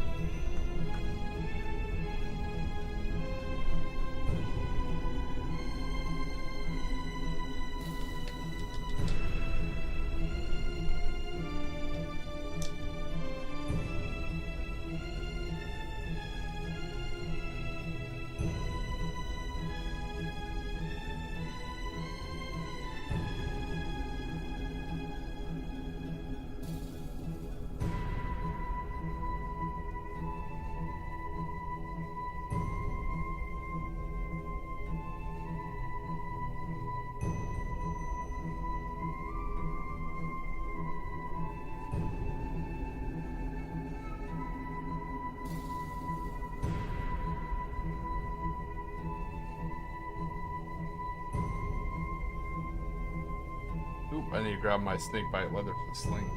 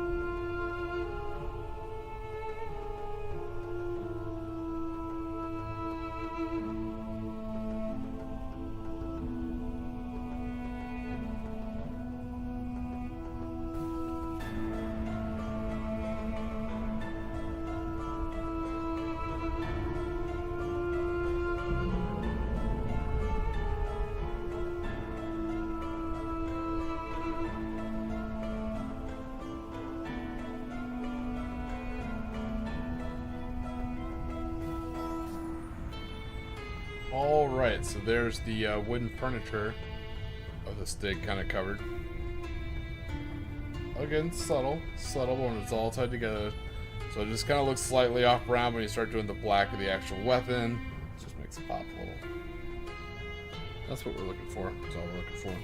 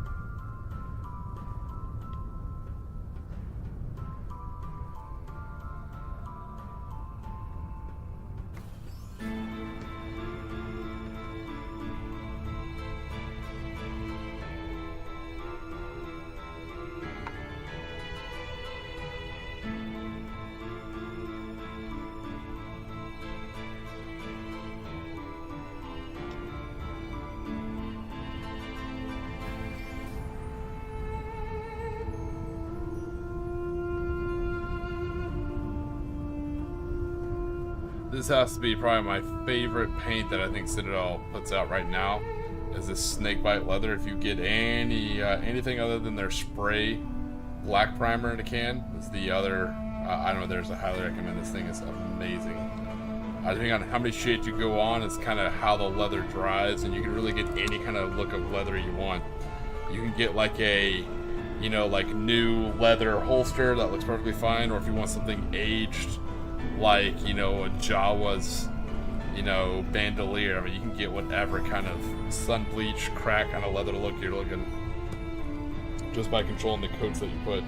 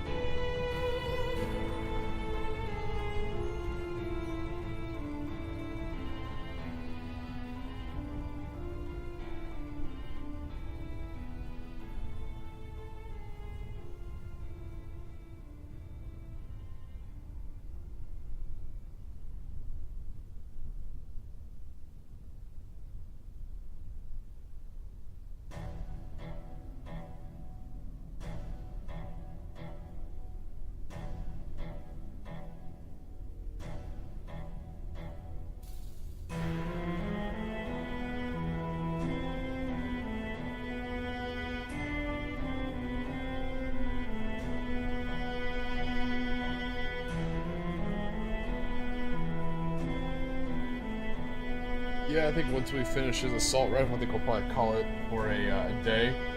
Still plenty of Halloween shenanigans left. I just got my own stuff to do.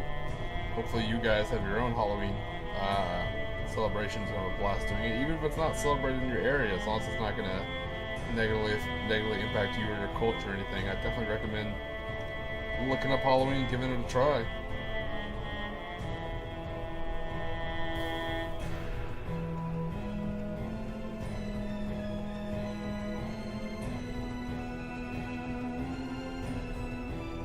I highly recommend it, man. Halloween is awesome. Super glad I was able to get another stream in. Definitely at the cost of the video, but I'm glad I was able to get another stream in, just kind of chit chat with some of you guys on my personal favorite holiday of the year. I know it sounds kind of selfish, but I think it's the coolest. It's not even a federal holiday for us, which is tragic and sad, but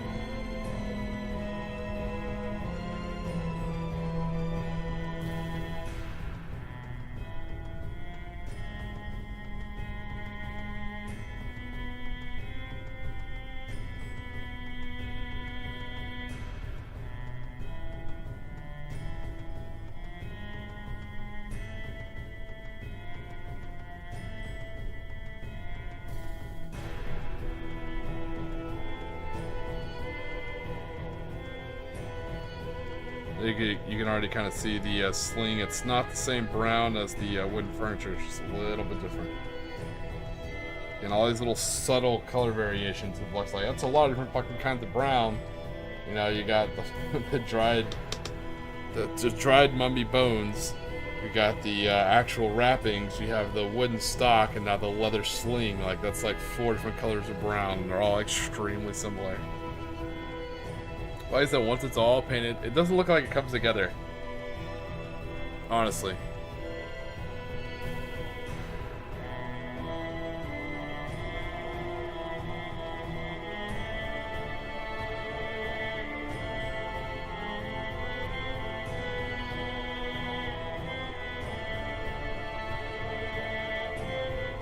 For those of you who don't paint a lot, like when you're putting it together, don't feel bad about your work, kind of question your work. Like once it's finished, then set it down. Look at it, feel how you feel, give it a day, come back and then look at it a day later.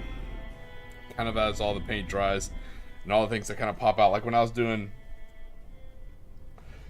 the Inox in the Moon, like the skin color and the gold bikini weren't really popping, but once I got the red in, I got the sand on the bottom and the Stig 44 painted, I was like, okay, it kind of came together a little bit better. For a while there, the gold bikini on the skin just was not popping very well, because I chose to go with more of a lighter skin.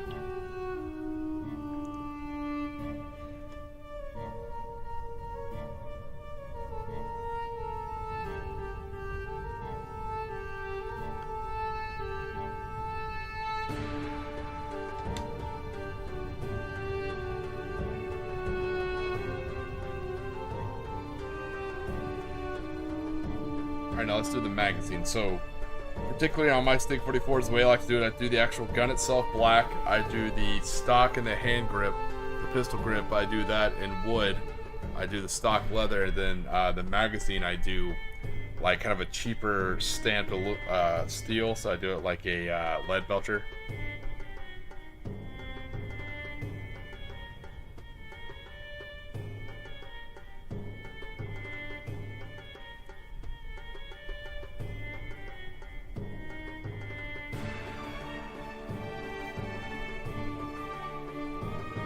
Not super historically accurate, again, just Conflict 47, so not a big a deal.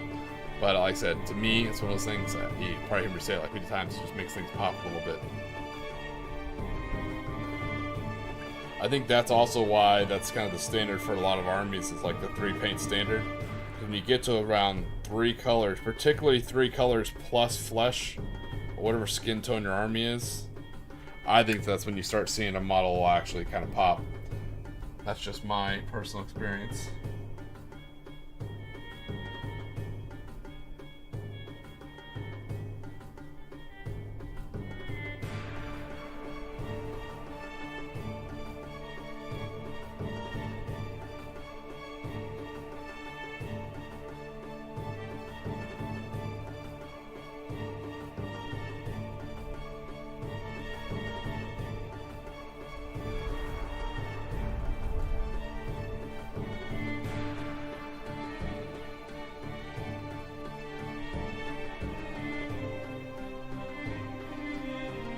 Yeah, I can't thank Warlord Games enough. When I ordered my 3rd edition rulebook from their store, I ordered a bunch of dice. That was very unique to the store. I could only get them on their store. And then I ordered some other stuff, so it ended up being free shipping.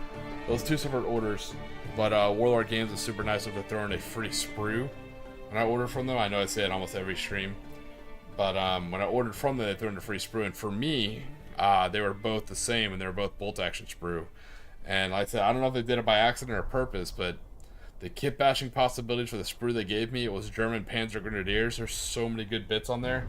That's actually where this Stig 44 is. That's why I brought it up. So I definitely want to say, again, I'm not sponsored or anything, but I super appreciate Warlord Games throwing in that free sprue. I don't think I'm special. From what I hear, they do it to just about anybody who orders from their website. You know, when you order a sizable amount, I guess. But it meant the world to me. It was a very, very, very nice thing to do.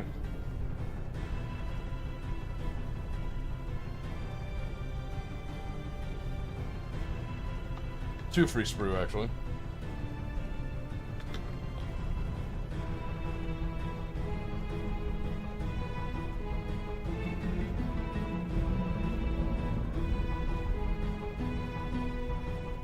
Particularly because I want to give my Imperial Japanese, especially my Special Naval Landing Force, who are known for using other countries' weapons and kind of favoring some of them, you know, just using Type 100s everywhere. And it's only one post with a Type 100 on the infantry sprue, so being able to supplement that with like MP40s and MP44s has been awesome.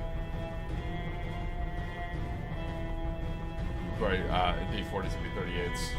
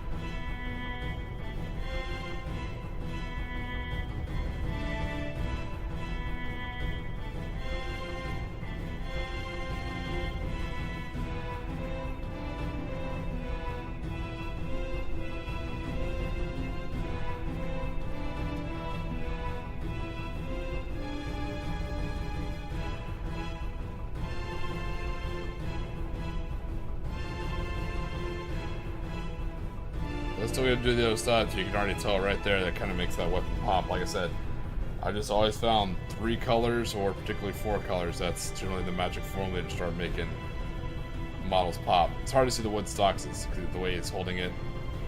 But once I flip it on the other side and get this black in, you'll see it.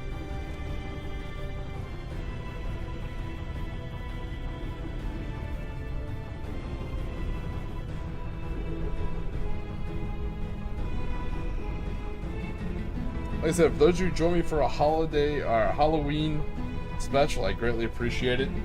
This is my favorite holiday, like I said earlier in the stream. I wanted to just find a way to share it with y'all. Obviously, I can't come over there and trick or treat with you guys, but I can at least paint some mummies, which I think is definitely one of the classic monsters.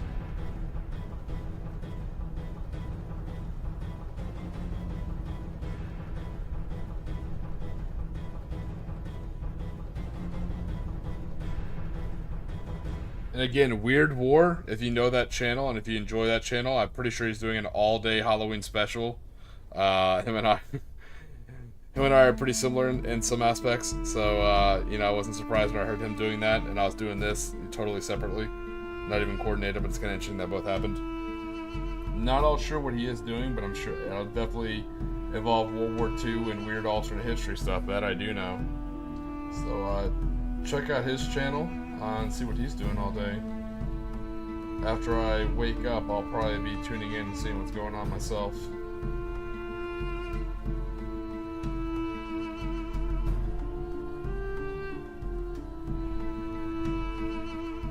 Again, you guys can find me. I don't have a Discord of my own that I manage. I'm kind of more of a Ronin. I hang on other people's Discords. There we go. Yeah, now you can kind of see how that pops. Like I said, that 3 color. You have the wood stock, the silver of the magazine, the black of the weapon, and a sling. Nothing too crazy. Kind of a simple color scheme, but like I said, it kind of pops. Like I said, I don't know my Discord. I kind of hang out in other people's. You can kind of catch me there. So you can catch me on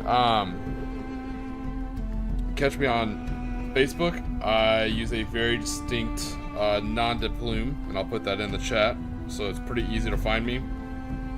It's spelled in a very unique way too that also allows kind of ease of finding it, because there's a lot of people on Facebook, obviously. Like I said, you can use that and try and find me there if you want to shoot me an individual message. If you guys have any questions about Conflict 47 or anything like that, man, definitely let me know. I like talking about them on these streams. We got a good amount of work, like I said. So we attached all the mummies. There's a couple more off screen you can't see. So over a little bit. So now you have a Nox in the Moon and Imhotep. He's still a work in progress though.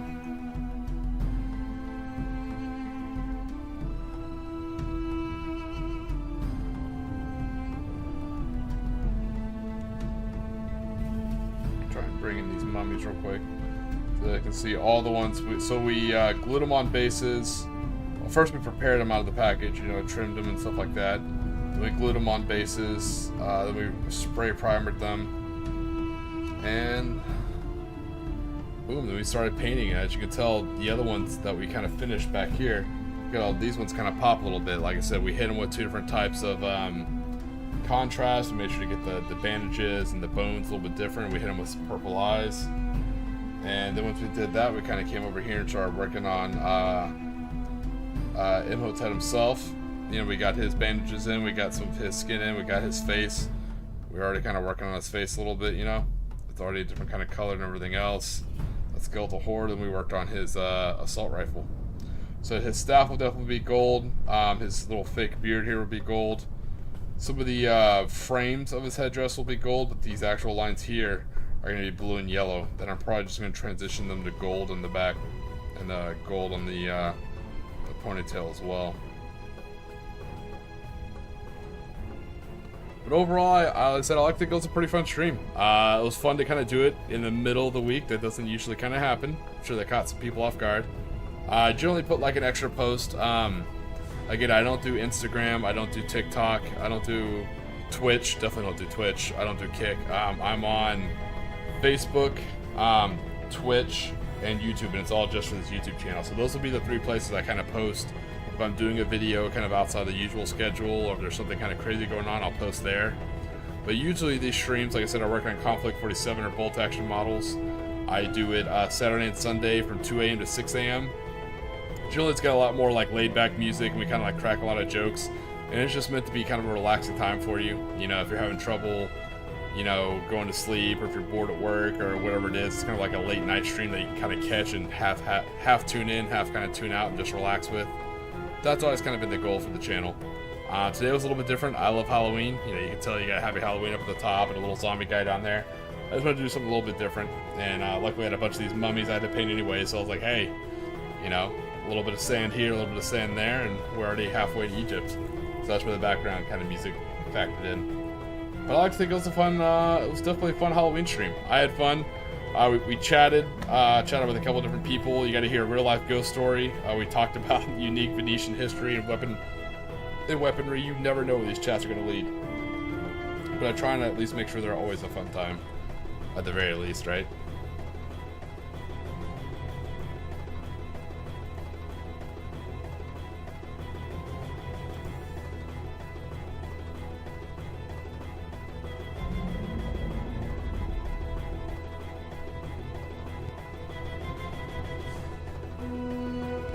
So we actually got to add into our, it's kind of like the running channels Op4 army. You know, definitely the quote-unquote bad guys as Cult of Imhotep. So we're definitely kind of adding to them. We finished the 500 points, is what we needed. Now, just for funsies, we're kind of adding on a shit ton more mummies, and then later on we'll add on the Nujabes warriors, which are count as Shrek Wolfen. But it's been a fun journey. So if you guys are, if you guys are having trouble sleeping, you're finally headed to bed, and I hope you really do get the sleep you need. Hopefully no spooky dreams, nothing attacks you in the middle of the night. You know, definitely check under your bed and in the closet. You never know what's going to reach over and just grab your legs and rip you off the bed and chew through your sinews and bones, you know, so there's always that. You guys are headed to work. I hope it's a good day at work. I hope it's not the first kickoff of a zombie apocalypse and you hear the air raid sirens first, but by then it's already too late because they shut down the rail system and the roads out of town. So now you're trapped at your job, likely unprepared in the middle of a zombie apocalypse, worried about how you're going to get home. Hopefully you have enough gas in your car before some zombie punches through your window, grabs you, pulls you outside the car, and chews on your bones. Or, if you guys have a day off, I hope you have fun, enjoy yourselves. It's Halloween. You know, I'm kind of doing a little spoof on some of the other stuff. You know, if you guys, I would say stay safe, but don't stay spooky. This is the day to actually be a little dangerous. Usually I always say stay safe, and I want you guys safe and everything. I want you guys, you know, to have a good life and everything. But today's the day to be spooky. Instead of be safe, be spooky. Definitely stay hydrated for those of you drinking tonight or drinking today for Halloween. Don't forget to cut your alcohol every now and then with some water. That one I will say. Definitely stay hydrated. So stay spooky, stay hydrated, and please don't forget to relax today because you're on Tiki time.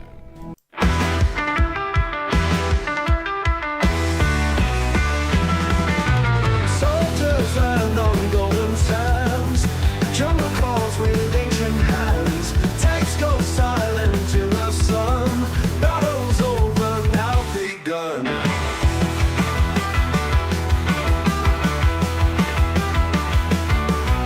Moonlight girls with eyes so dead, dance of doom in tropic dread. Brains they crave beneath the moon. Echoes dark, a haunting tune.